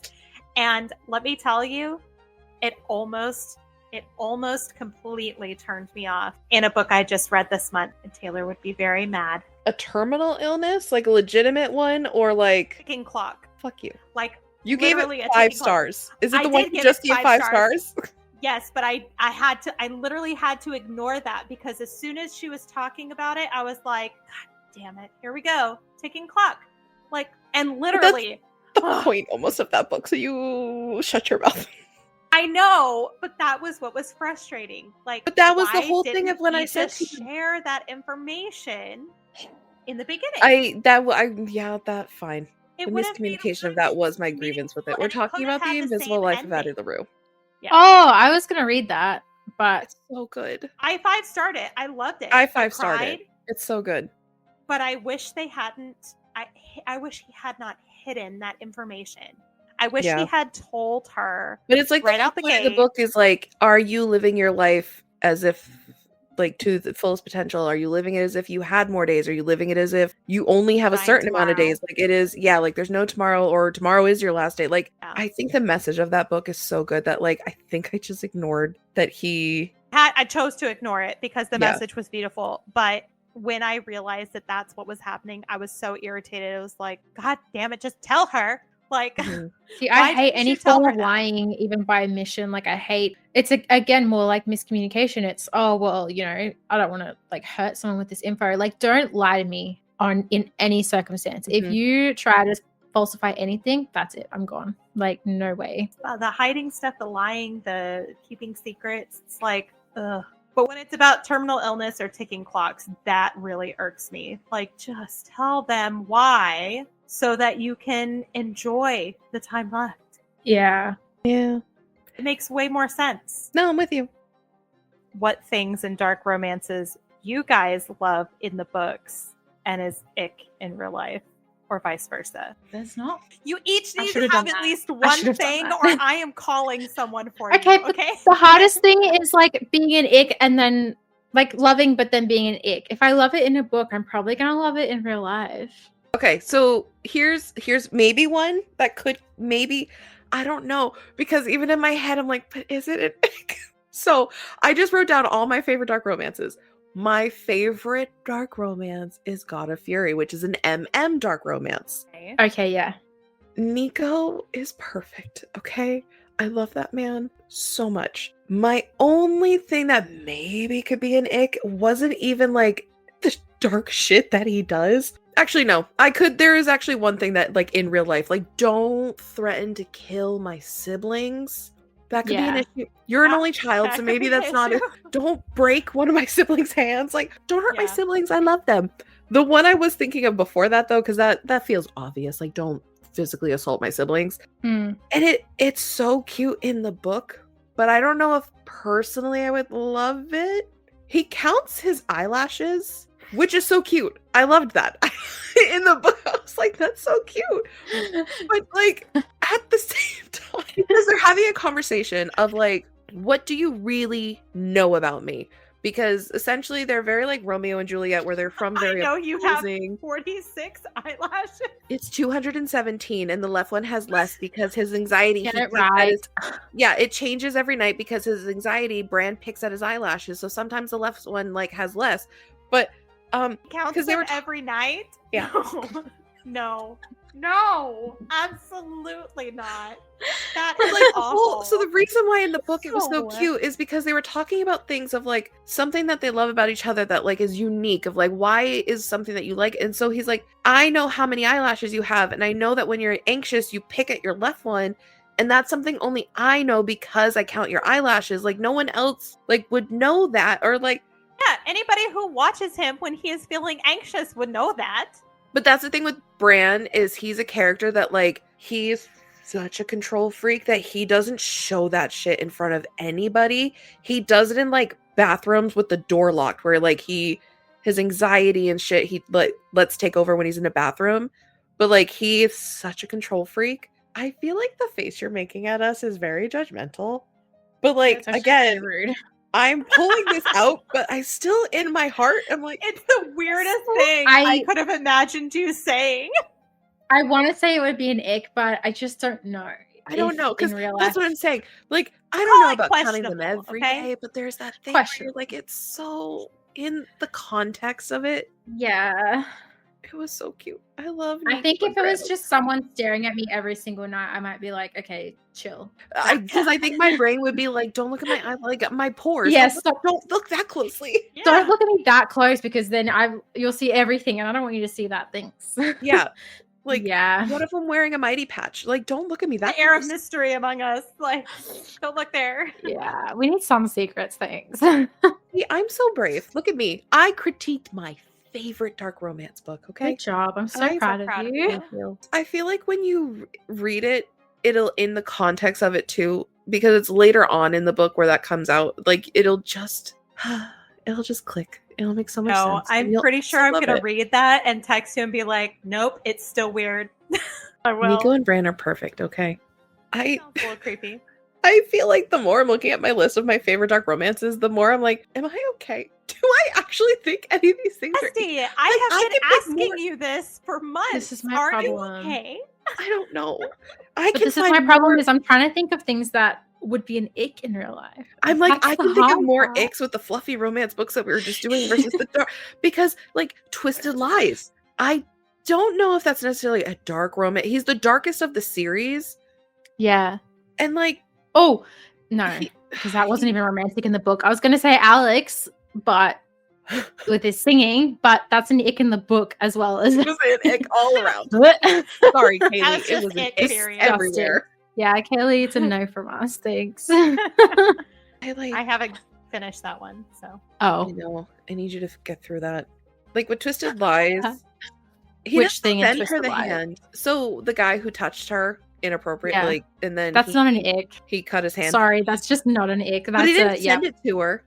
He just did the thing. I'd be fine with them sent to me still as well, though. So that's Tish. I told you she's from Australia. They're built different down there. I feel like 7 hands don't bother me. I feel like this episode should have been sponsored by like BetterHelp.com or something. Like, if you agree with these two, check out BetterHelp.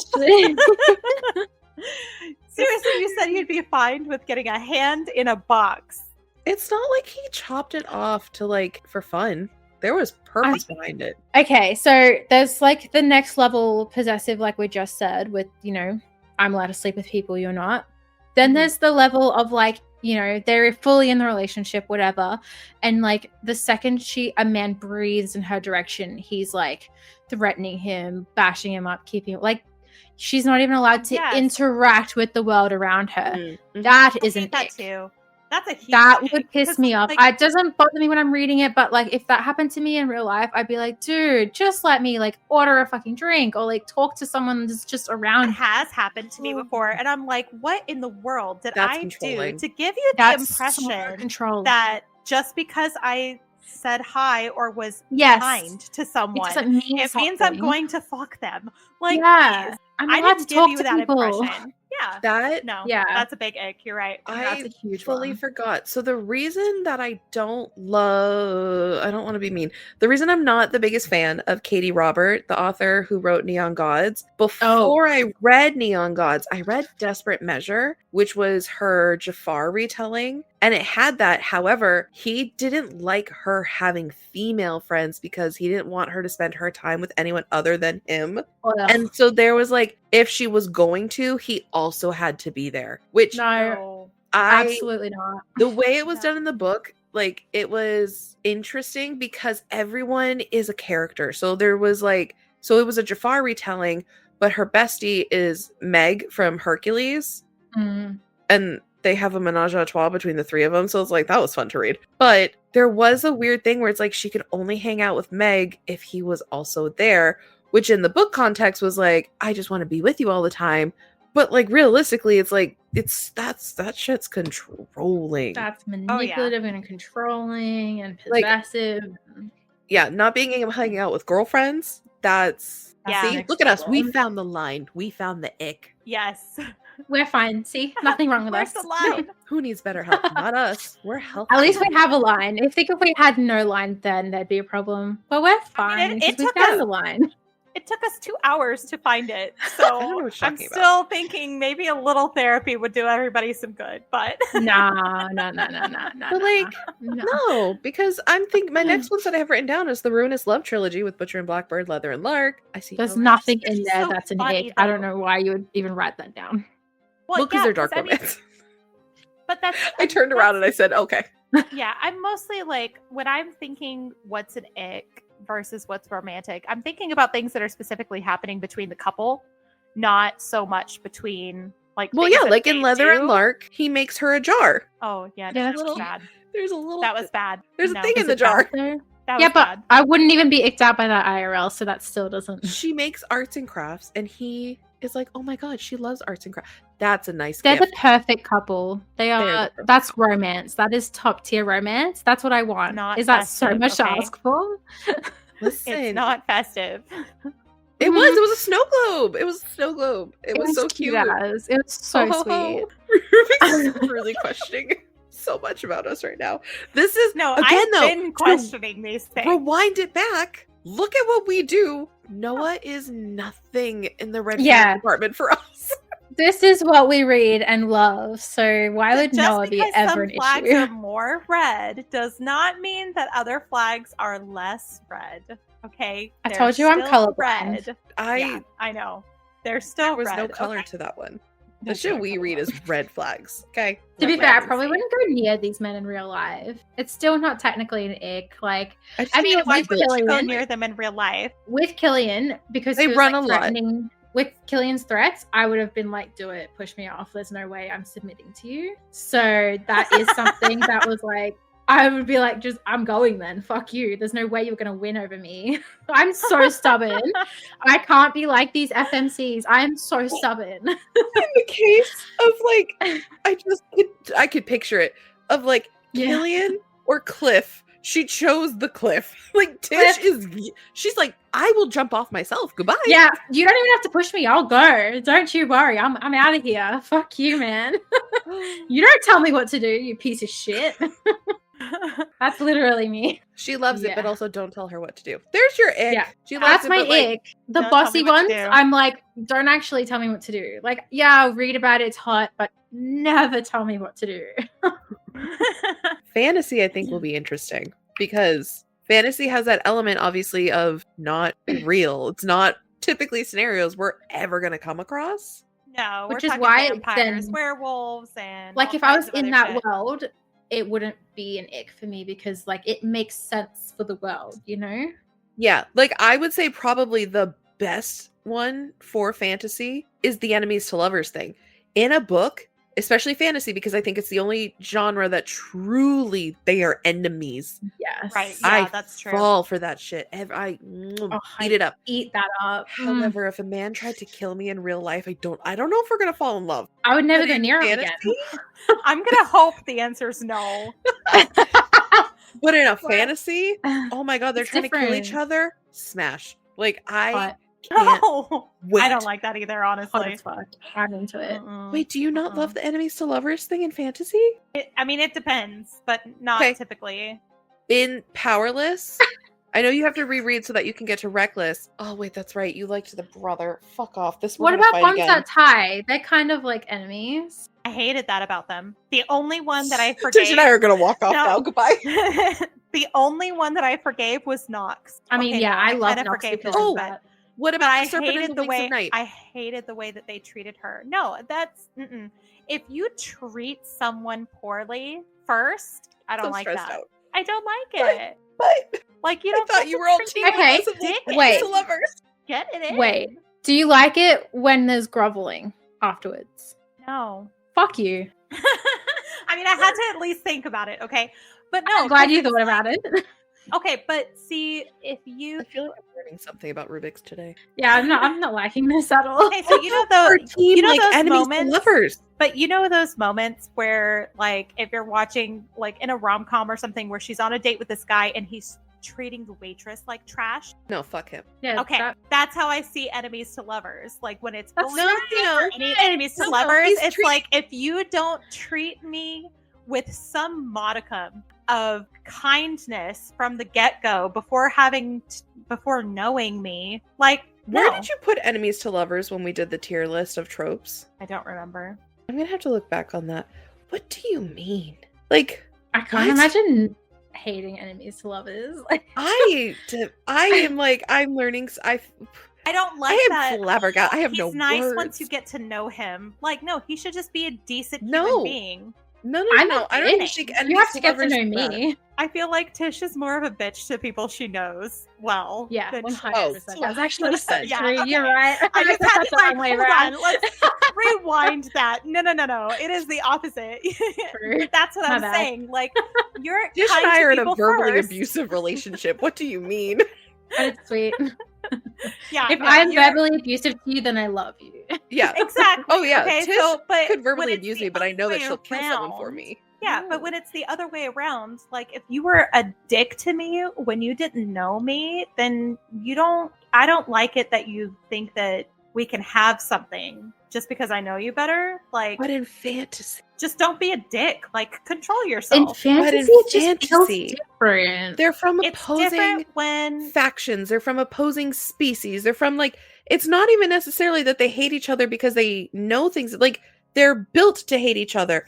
Like Yeah. we're talking Ellerin about being and afraid of each other. I think it's a little bit different. well, Hating Ellerin each other, and I say his name wrong all the time. Yvonne. Yvonne. But- They were enemies. But that's the whole point of the book, is you should just But you accept fell for differences and him. treat people with kindness. But he didn't at first. He wasn't an outright dick to her. He was indifferent. That's different. Tish, hold on. Tish, if there was a man, so Hmm. sorry. I know. Putting in a man in the equation already sucks. Ew. Already I'm There's out. a man who is indifferent, but his best friends are beating you up, shoving you into pig shit, and then He you could just have look done at that me like too. scum. Would you not say that's an enemy, even though he's not the one who beat the shit out of you and then shoved you into shit? Is that not still like Yeah, an if he's enemy? standing by and letting that happen, he is, just as culpable as them. Yes, you're not wrong. But it's different. It would be different than if he was the one that was doing those things to her. No, I think he's still just as guilty. He's just as guilty. He's just as guilty, but I don't like it if he's the one that's doing it to her. If he's just indifferent and it's because of the hate between like that's one thing, but hating, like doing hateful things to her, I don't know. It's just different. I don't like it. He let terrible things happen to her and he just stood on the sideline or rooted it on. I think, yes, he was a gentleman in the fact that like he's not the one beating the shit out of this tiny frail girl, but like he's letting his female friends do the dirty work for him. He's not saying no to it. And then when she kind of stood up for herself using Lucas, he was like, "You're trash, little bitch." Like he was not friendly to her in any capacity. Lucas, but no, you're right. He wasn't friendly, but he also wasn't an outright dick, which is where my line is drawn. That's where my line is drawn, though. I'm saying. But see, I would argue that kind of enemies to lovers I don't like. He sounds like a dick. He was to start. He was a dick. You fall for him later, but to start, he was a dick for reasons. Horrible. I'm not taking that away. And that's what I'm saying. Like, it's different than if he had been the one doing the stuff. I wouldn't have been able to forgive him. I am still trying to process the fact that you aren't in love with enemies to lovers. Like, what do you? I'm looking at like all of my fantasy books, and I'm like, but they're all enemies to lovers. They're all enemies. Sure. I mean, okay. But like, do you even like fantasy? Are you lying to us? I love fantasy. I don't. That's fake. I don't love enemies to lovers. I guess I don't really hate it. I hate the bullying part of it. Like, if there's a bullying aspect of it, then I don't like that. I'm not a fan of bully. Not a great fan of like indifference, like at the end of ACOTAR, the first book. Rubik's, I don't know if you should read Zodiac Academy. Don't read Zodiac Academy. No. Don't. Do not read it. Hold on. I'm trying to think of like enemies to lovers is usually the top trope that I can shell. No, it is hardcore bullying. It is probably the worst bullying I've ever read in a book. But do you know what's so funny? That's the funniest part about Zodiac Academy is that I hate bully romance with a passion, but I loved Zodiac Academy for like the first I'm getting 5 conflicting books. messages here. So here's the thing. I would say you shouldn't read it. It's addicting, but like I'm nervous for you. I'm nervous for me Especially too now. Like the enemies of like Powerless or The Fourth Wing or ACOTAR or Serpents of the Wings at Night. Like I'm going through all the fantasies that I know we've also read that I'm like, the Bonsai Tai was like so tame. How they treated her was literally nothing compared to Zodiac Academy. But I mean, and that's why I like forgave them. Yeah. You know, like it but was, see, I don't even feel like I saw that as more miscommunication trope than I did enemies to lovers. Whereas this is like intentional. This is like they want to fucking kill them. They want them dead and gone. Yeah. Like legitimately, not Nox like for a long kind time. I hated Nox for a long time in Bonsai Tai. Nox pissed me off, but like you understand why he is the way he is. The only thing he would call her was poison. And that pissed me off every time. I'm like, what a dick. Like, Wait, that's so funny that you just said that. Because my only thing that I put down for fantasy, where I think it's cute in the book or romantic in the book that I don't like in real life, fantasy pet names are kind of the worst. Yeah. Because in Zodiac, one of the twins, her couple thing, he calls her Blue because her hair is blue. I'm like, it's so basic. It's so terrible. And then, like, is Violence kind of cute from Xaden? Sure, but like, that's a terrible nickname because she's not even that violent, but it's like kind of not. Violence, I would prefer over like my fucking hair color. Yeah, but like, I feel like I'm not a big fan of the pet names. Like, I feel like Violence, they're the worst in fantasy books. Yeah, because I'm thinking, I don't mind the darling. Like Feyre Darling. Feyre Darling. That didn't bother me. That's not terrible. Yeah, that one's fine. But like, I think because I'm so deep in Zodiac Academy right now, but I was like, Blue? Because her hair is blue? You thought real hard about that one. Like, what? Seriously, that took then, effort, like, some of the other ones that we've read, I forget which one. I want to say it was Touch of Darkness, which is a Hades Persephone, and he calls her his flower. I don't know why that pissed me off so much that he called the goddess of spring his flower, but it's like the same thing with like calling her blue because her hair is blue, calling the goddess of spring flower because she's the flower. Yeah, no. I'm not a big fan of pet names in general. Like nicknames, fine. So I don't mind them. Oleander, calling her Ollie, or Violet being Vi, that, or V even. Yeah, like that's those different. abbreviation of name. Yeah. Yeah, that's different than like violence or poison or little Poison is doe wild. or Poison was like- literally purely to be mean. yeah. Like Violence, I'm not too bad with. violence is probably the one I'm Didn't the least love hate. it. Yeah. I don't think it's great. Like in the Chestnut Spring series, the Yeehaw books, as we've been calling them, Yeah. in one of the books, the FMC is grumpy and she's bitchy, and the guy calls her Tink, like Tinkerbell, and it cracked me up. It's because so he's like the goofball, like the golden retriever of the group. So it tracked because like he's the sunshine, she's the grumpy, and to piss her off more, he calls her Tink. And Yeah, it's that would just kind of funny. like right, like that would work on me. That's hilarious. Yeah. But it's not like because her name is Winter. Like there's no play on like with anything lazy for that nickname. That's clever and funny. Crafty. Yeah. That's why like I don't mind it in romance books, but for some reason in fantasy they're just terrible and they're lazy and I hate it. So that was my thing for like it's kind of cute. You're like, we love a cute little nickname. Yeah. But then at the same time, like the pet names though are so bad in fantasy. Yeah, Because no, I get why? that. You could have called her anything else. Why are you calling her Blue? It's not a book, but they've done it in books too. I just can't think of the book, but I heard it tonight. I convinced Hubby to give me 3 episodes of the originals just to see if he liked it. He went on watching 4 when I came in here, so I'm like, yes. But when Marcel is talking to one of the witches and he goes, little girl. No. I hated it That's so not what I thought you were much. going to say, but I forgot you were doing a gross one. Because I love when Klaus calls Caroline love. See, but that's different. I don't like when he calls Little Haley girl? little wolf. The little, anytime there's a little in front of it. Little is so infantilizing. That's why we both hated it. I mean, there was a lot of reasons we weren't in love with Annika and Creighton's book in the Legacy of Gods for, was it God of Pain is theirs? And he calls her Little Purple. Oh my god, because her favorite color because she likes purple. But she only wears pink. But her favorite color... what was that? What was the nickname in Promise Me Not? Pretty Little. I hated it. Anytime Little is thrown in with the pet name, hate it. Just leave that out. I'm not a child. Like... Yeah. There was one that I read that it was Little Rabbit, but it was, it was an Alice in Wonderland retelling. And I didn't hate it because I was like, I can see where the play on is for it being Alice in Wonderland.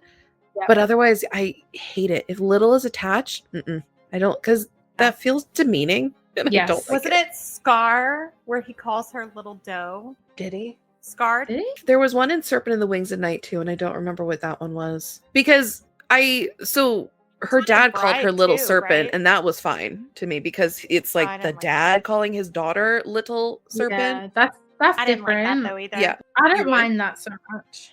I didn't mind that because it was his daughter. I don't know if he said little so much as when she was older, but like when we had the flashbacks for when she was a child, Little Serpent was completely fine. Again, it was her father saying that. I think that's part of it too. Like the little, anything that's like more of like what your dad would call you. Yeah, it's just weird. The love interest can't be doing that. So that's why, romantic sometimes, but for the most part, it's pretty icky. I don't mind foreign language ones. I was just gonna say, is it a double standard that even if it's something little, like my little or my, if just sounds language, it's fine. Yeah, Cross sounds fine. Petite something. Ew. Oh, the Mon Petit song. I hated it. It was like his little dancer, his little stripper, because she's a stripper. But yeah, I hated it. Well, the page that I was last open on it, he called her Princess. So I don't know what else he called her. In what? In Ash's. He does love her. Princess is fine. It's kind of like overdone, but it's I am fine. A princess, so I don't mind it. Yeah, I don't mind. Princess. It's like it's the least offensive of the like overly done ones, I would say. Yeah. At least it doesn't have little old girl. I find that very offensive to me. Somebody calls me princess, I'm like, you and Mel are very different people. I do not like being called princess. Mel would devour that.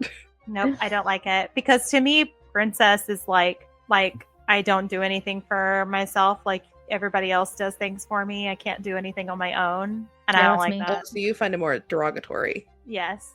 Okay. I thought you were good because, like, My Little Princess. Like, know how much I do around here? I am no princess. I'm the goddamn maid. Like, are you kidding me?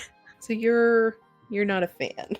That's what we're gathering here. Ooh, there's one that's like specific, but no, it's not really. Still, I don't know. It could be questionable. We're accepting questionable now. Well, okay. So in the Cruel Shift first book, there's this. They like grovel, which this is why I love it so much because it's dark, it's enemies to lovers, but it's also groveling, and I just miss good groveling. Like, I have read so much dark romance where they just somehow fall in love for nothing, and I'm like, no, I want apologies, I want groveling, I want you to like crawl at my feet. And like, they kind of do, but some of the stuff is just like pathetic, and I'm like, ew. But like at the same time, it's also like, it's kind of funny and cute at the same time. Like, I don't know, because there's like a couple of times where they get down on their knees in front of her and they're like, we're your hounds. And I'm like, I don't know. I feel like if someone did that to me in real life, I'd be like, go the fuck away. Grovel, but don't make it cringy.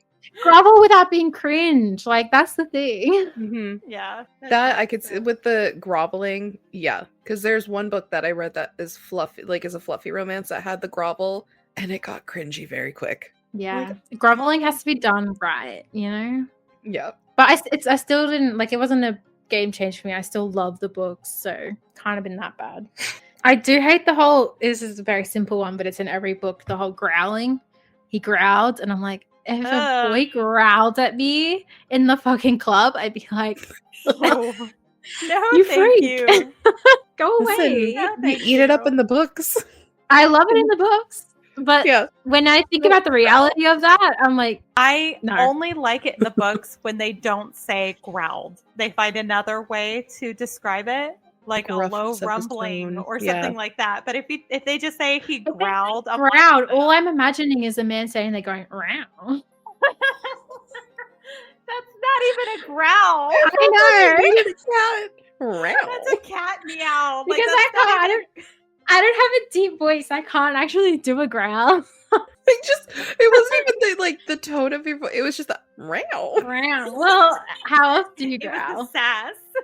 You just do like grr. Yeah, the girl. I would say girl. Okay. Row. Grr. I always hear it as like that. Yeah, like that. But I don't like that? When they say growl. I changed my mind. I don't like it when they say he growled. I want it to be more like a different kind of description, because growled is a cop out and like lazy, I guess. Yeah. Like, talk about like the vibrations of the growl or something instead of just saying he growled. Tish's face. Do you want me to do it again for you? Yeah, can we have another go? Now she's gonna laugh too much to do it. Oh, that reminds me of Tish is spooning. Tish is in love. Marry me, Tish. Please. That reminds me of like I think that's acceptable when it's like for Fourth Wing with the dragons. Like, yes, that's they can growl. They can growl all day long. Yeah. But when it's used to describe men, depending on the context of what's happening. Exactly. Yeah. I think it's weird, but it's weirder if they say he growled instead of saying like the deep sound or something like that. Like, if they describe it, it's not as like, because I want to be able to say in my mind, okay, so he basically growled, and that's better for some reason. It doesn't sound as cringy. Yeah, in the Zodiac Academy, because I did the first book as the graphic audio, there's plenty of times in the book where it says one of the characters is growling because he's a dragon as his order. Actually growl. Yeah, like he's actually growling, but the way that the voice actor did it, I was like, see, that's perfect. Like, I can hear the growl of your voice.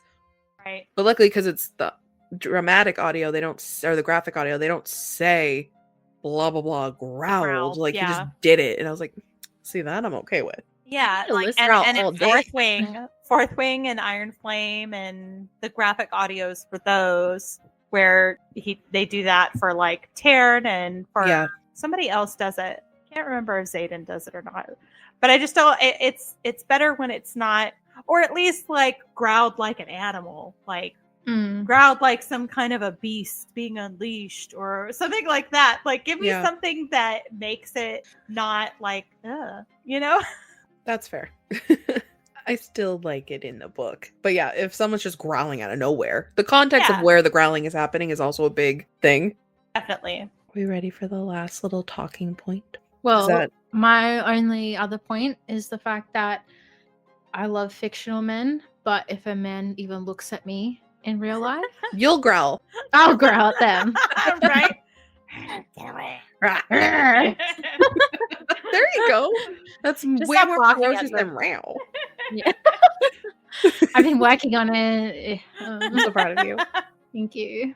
But so the wrap up for all of the things that we found romantic but gross in real life. Do you think that sometimes things that are romantic in books set up this is like the big hot topic. Do they set up unrealistic expectations for real life men? The way you both eye rolled makes me so proud of our friendship. Yeah. And the fact that 100%. Men just can never be good enough as fictional men, because they're just not that good in real life, unfortunately. It's just, I think the craziest part about this being such a hot topic for me, it's men. It's men who bring this shit up, that like you're bringing up unrealistic expectations. Like, no, it doesn't. The bar is so fucking low.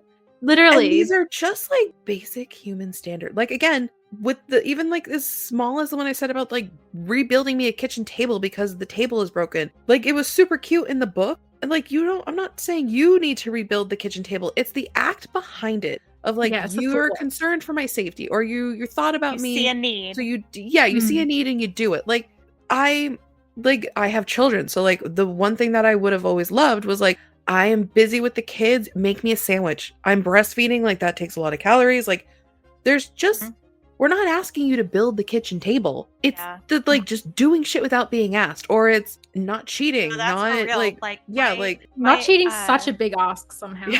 Yeah. My older kids, when they were babies, it was like, they'd run around and they're crying, and I would have to, if I had my hands full doing something, or I'm like making dinner, like I would have to say, like, can you handle that? Why do I have to say that? I'm busy and the child's crying. Handle it. Like, you are also a parent. Like, handle it. And it has been so night and day. The amount of times that I'm like, baby needs a diaper. Oh, I got to finish what I'm doing really quick. And by the time I'm done, the diaper's been changed. And I'm like, all right, cool, thank you. But also tell me, because I wouldn't have stopped what I was doing. I think the thing with unrealistic expectations is I think they go for the literal of what's happening, and completely ignore the why we go feral for it. The why we're like, oh, these are our standard in men. Because they're good. Again, the bar is not high. The bar is so low. High. Like, we just want you to listen and pay attention and actually, go out of your way to do something decent, instead of just like, I need you to tell me what to do because I don't know. What'd you say, Rubik's? I said maybe also read some of the books and do some of those things. Yeah. Hey. Like, if you read what we read, maybe you would understand. That's the other part of it that cracks me the fuck up when I see people freaking out on like Bookstagram and Book Talk, is the smut part of it all. Like, shut the fuck up. Like, come on, get over it. Like, seriously. But like what Rubik said, if you're so offended, read it. See what, like, we're women. Why we like it. Go to our head, like our mind. Start with that first, and then see what, like, we're handing you everything. It's like a manual. All you have to do is read it. And it's all about the woman feeling like she is being captivating. She is captivating the attention and intentions of somebody that she loves. And like, I mean, if people are going to try and say that smut is like doing that, but like, we haven't been force fed that with all the fairy tales and shit. Like, it's ridiculous. Like, we've been growing up this way this whole time. Like, it's really not different. The difference is we're adults now. So now we have the adult actions on top of it. Or on the bottom, whichever. I just feel like it's just lazy men who are the ones who are fighting about this bullshit of like, ugh, she wants me to do all this shit. I live in a very snowy area. I would love a man who just shovels. Like, I don't want much. I'm not going to ask for much, but you know what I fucking hate doing? I hate shoveling. I will never move out of my snowy area, but like, just a basic man who he shovels. That would be fantastic. That sounds so romantic to me. But again, it's like That's the too bar is much. so low. Yeah. Too And hard. it's Oh my not- god. Like, it's so simple. Like, I hate taking out the trash because I have to go in the heat.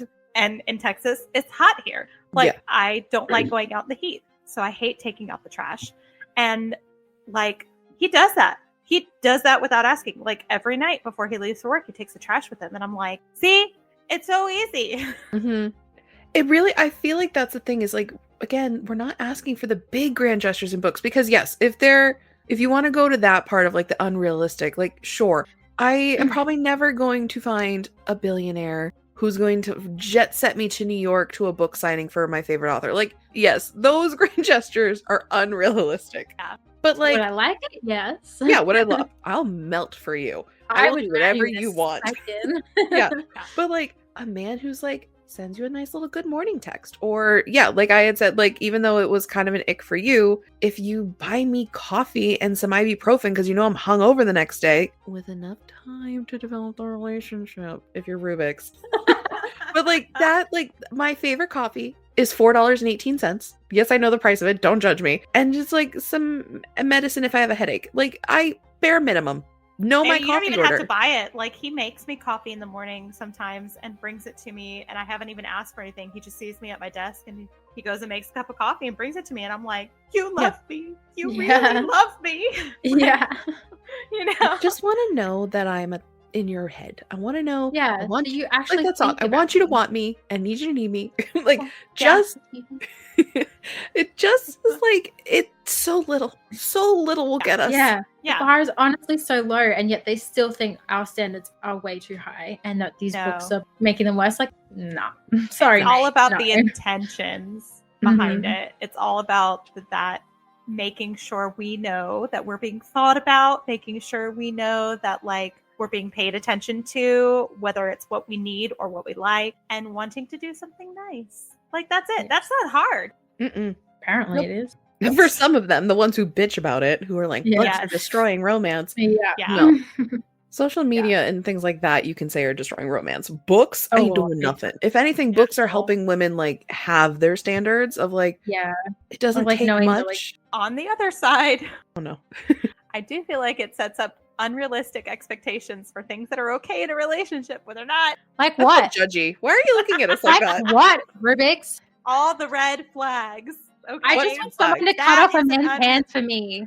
Listen, if a guy is the an bar is asshole low. to you, he's an asshole to you before you are dating. He will probably be an asshole to you while you are dating. Don't fall for that. Okay. What if he grovels really hard? But like, what's the level? Because like, one would say in our friendships, we bully each other. Yeah, exactly. So like, I need a little bit of spice. He needs to bully me a little bit because I'm going to bully him. So like, yeah, there's going to be some light bullying, loving bullying. Tease is different. Do you see how Tish and I talk to each other? Do you think we tease or do you think we bully each other? Okay, but if a man was doing that to you, would it be different? I'd punch him in the face. If I started, wait. Thank you. If I started it, yeah, and he's just returning my energy, and it's like a back and forth. But again, it's my energy. So if he goes above my energy, then we have a problem. But if we're at the same level, too far, I will cry. Yes. See, that's what I'm saying. Most of the time in these enemies to lovers tropes, it's not the girl who's dishing out first; it's the guy. Not in Powerless. Technically, she tried to kill him first. Technically. I don't feel bad for him. We know why. Okay. Yeah, because you're a brother sympathizer. Tish, you should give it a try. I know it's YA, and I know the most frustrating part is the fact that they're not going to bang, but I just need you to understand that the banter is so good. Oh, it's so worth it. good. I feel like it's even worth Miss it for the I don't banter. love enemies to lovers is like the banter. Oh, top so tier. But no banter. fuck you. well, they have moments where they're like they're right there. It's so close. That's why I'm like, maybe she'll do it in the third one. Like a little, maybe even closed door, I'd be content. Just to know that they're banging would make me so happy. At least put it in there as closed door. Like, come on. Yeah.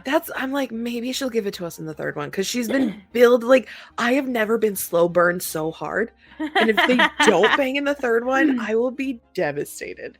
Again, it could be closed door and I would be happy. Well, thanks for hanging out with us today. Hope you enjoyed the vibes. If you want to keep up to date with us, follow us on Instagram. And thank you, Tishy, for joining us on the podcast today. Thanks for having me. Oh, thank you. Isn't her voice beautiful? I love it so much. I could listen to her Australian accent all day, every day. On Friday, we're going to be live streaming on Twitch so we can continue the Empyrean chit chats. Next up would be Iron Flame, which is book 2. So if you haven't read it, why? And if you have, join us so we can talk about it, because we might be fighting, maybe, because it's my least favorite of the series and it's Rubik's favorite of the series. Fine. How did I not know that? Till next time, you're awesome. You are doing great. We love you. Now stop stalling and go read that book. Bye. Bye.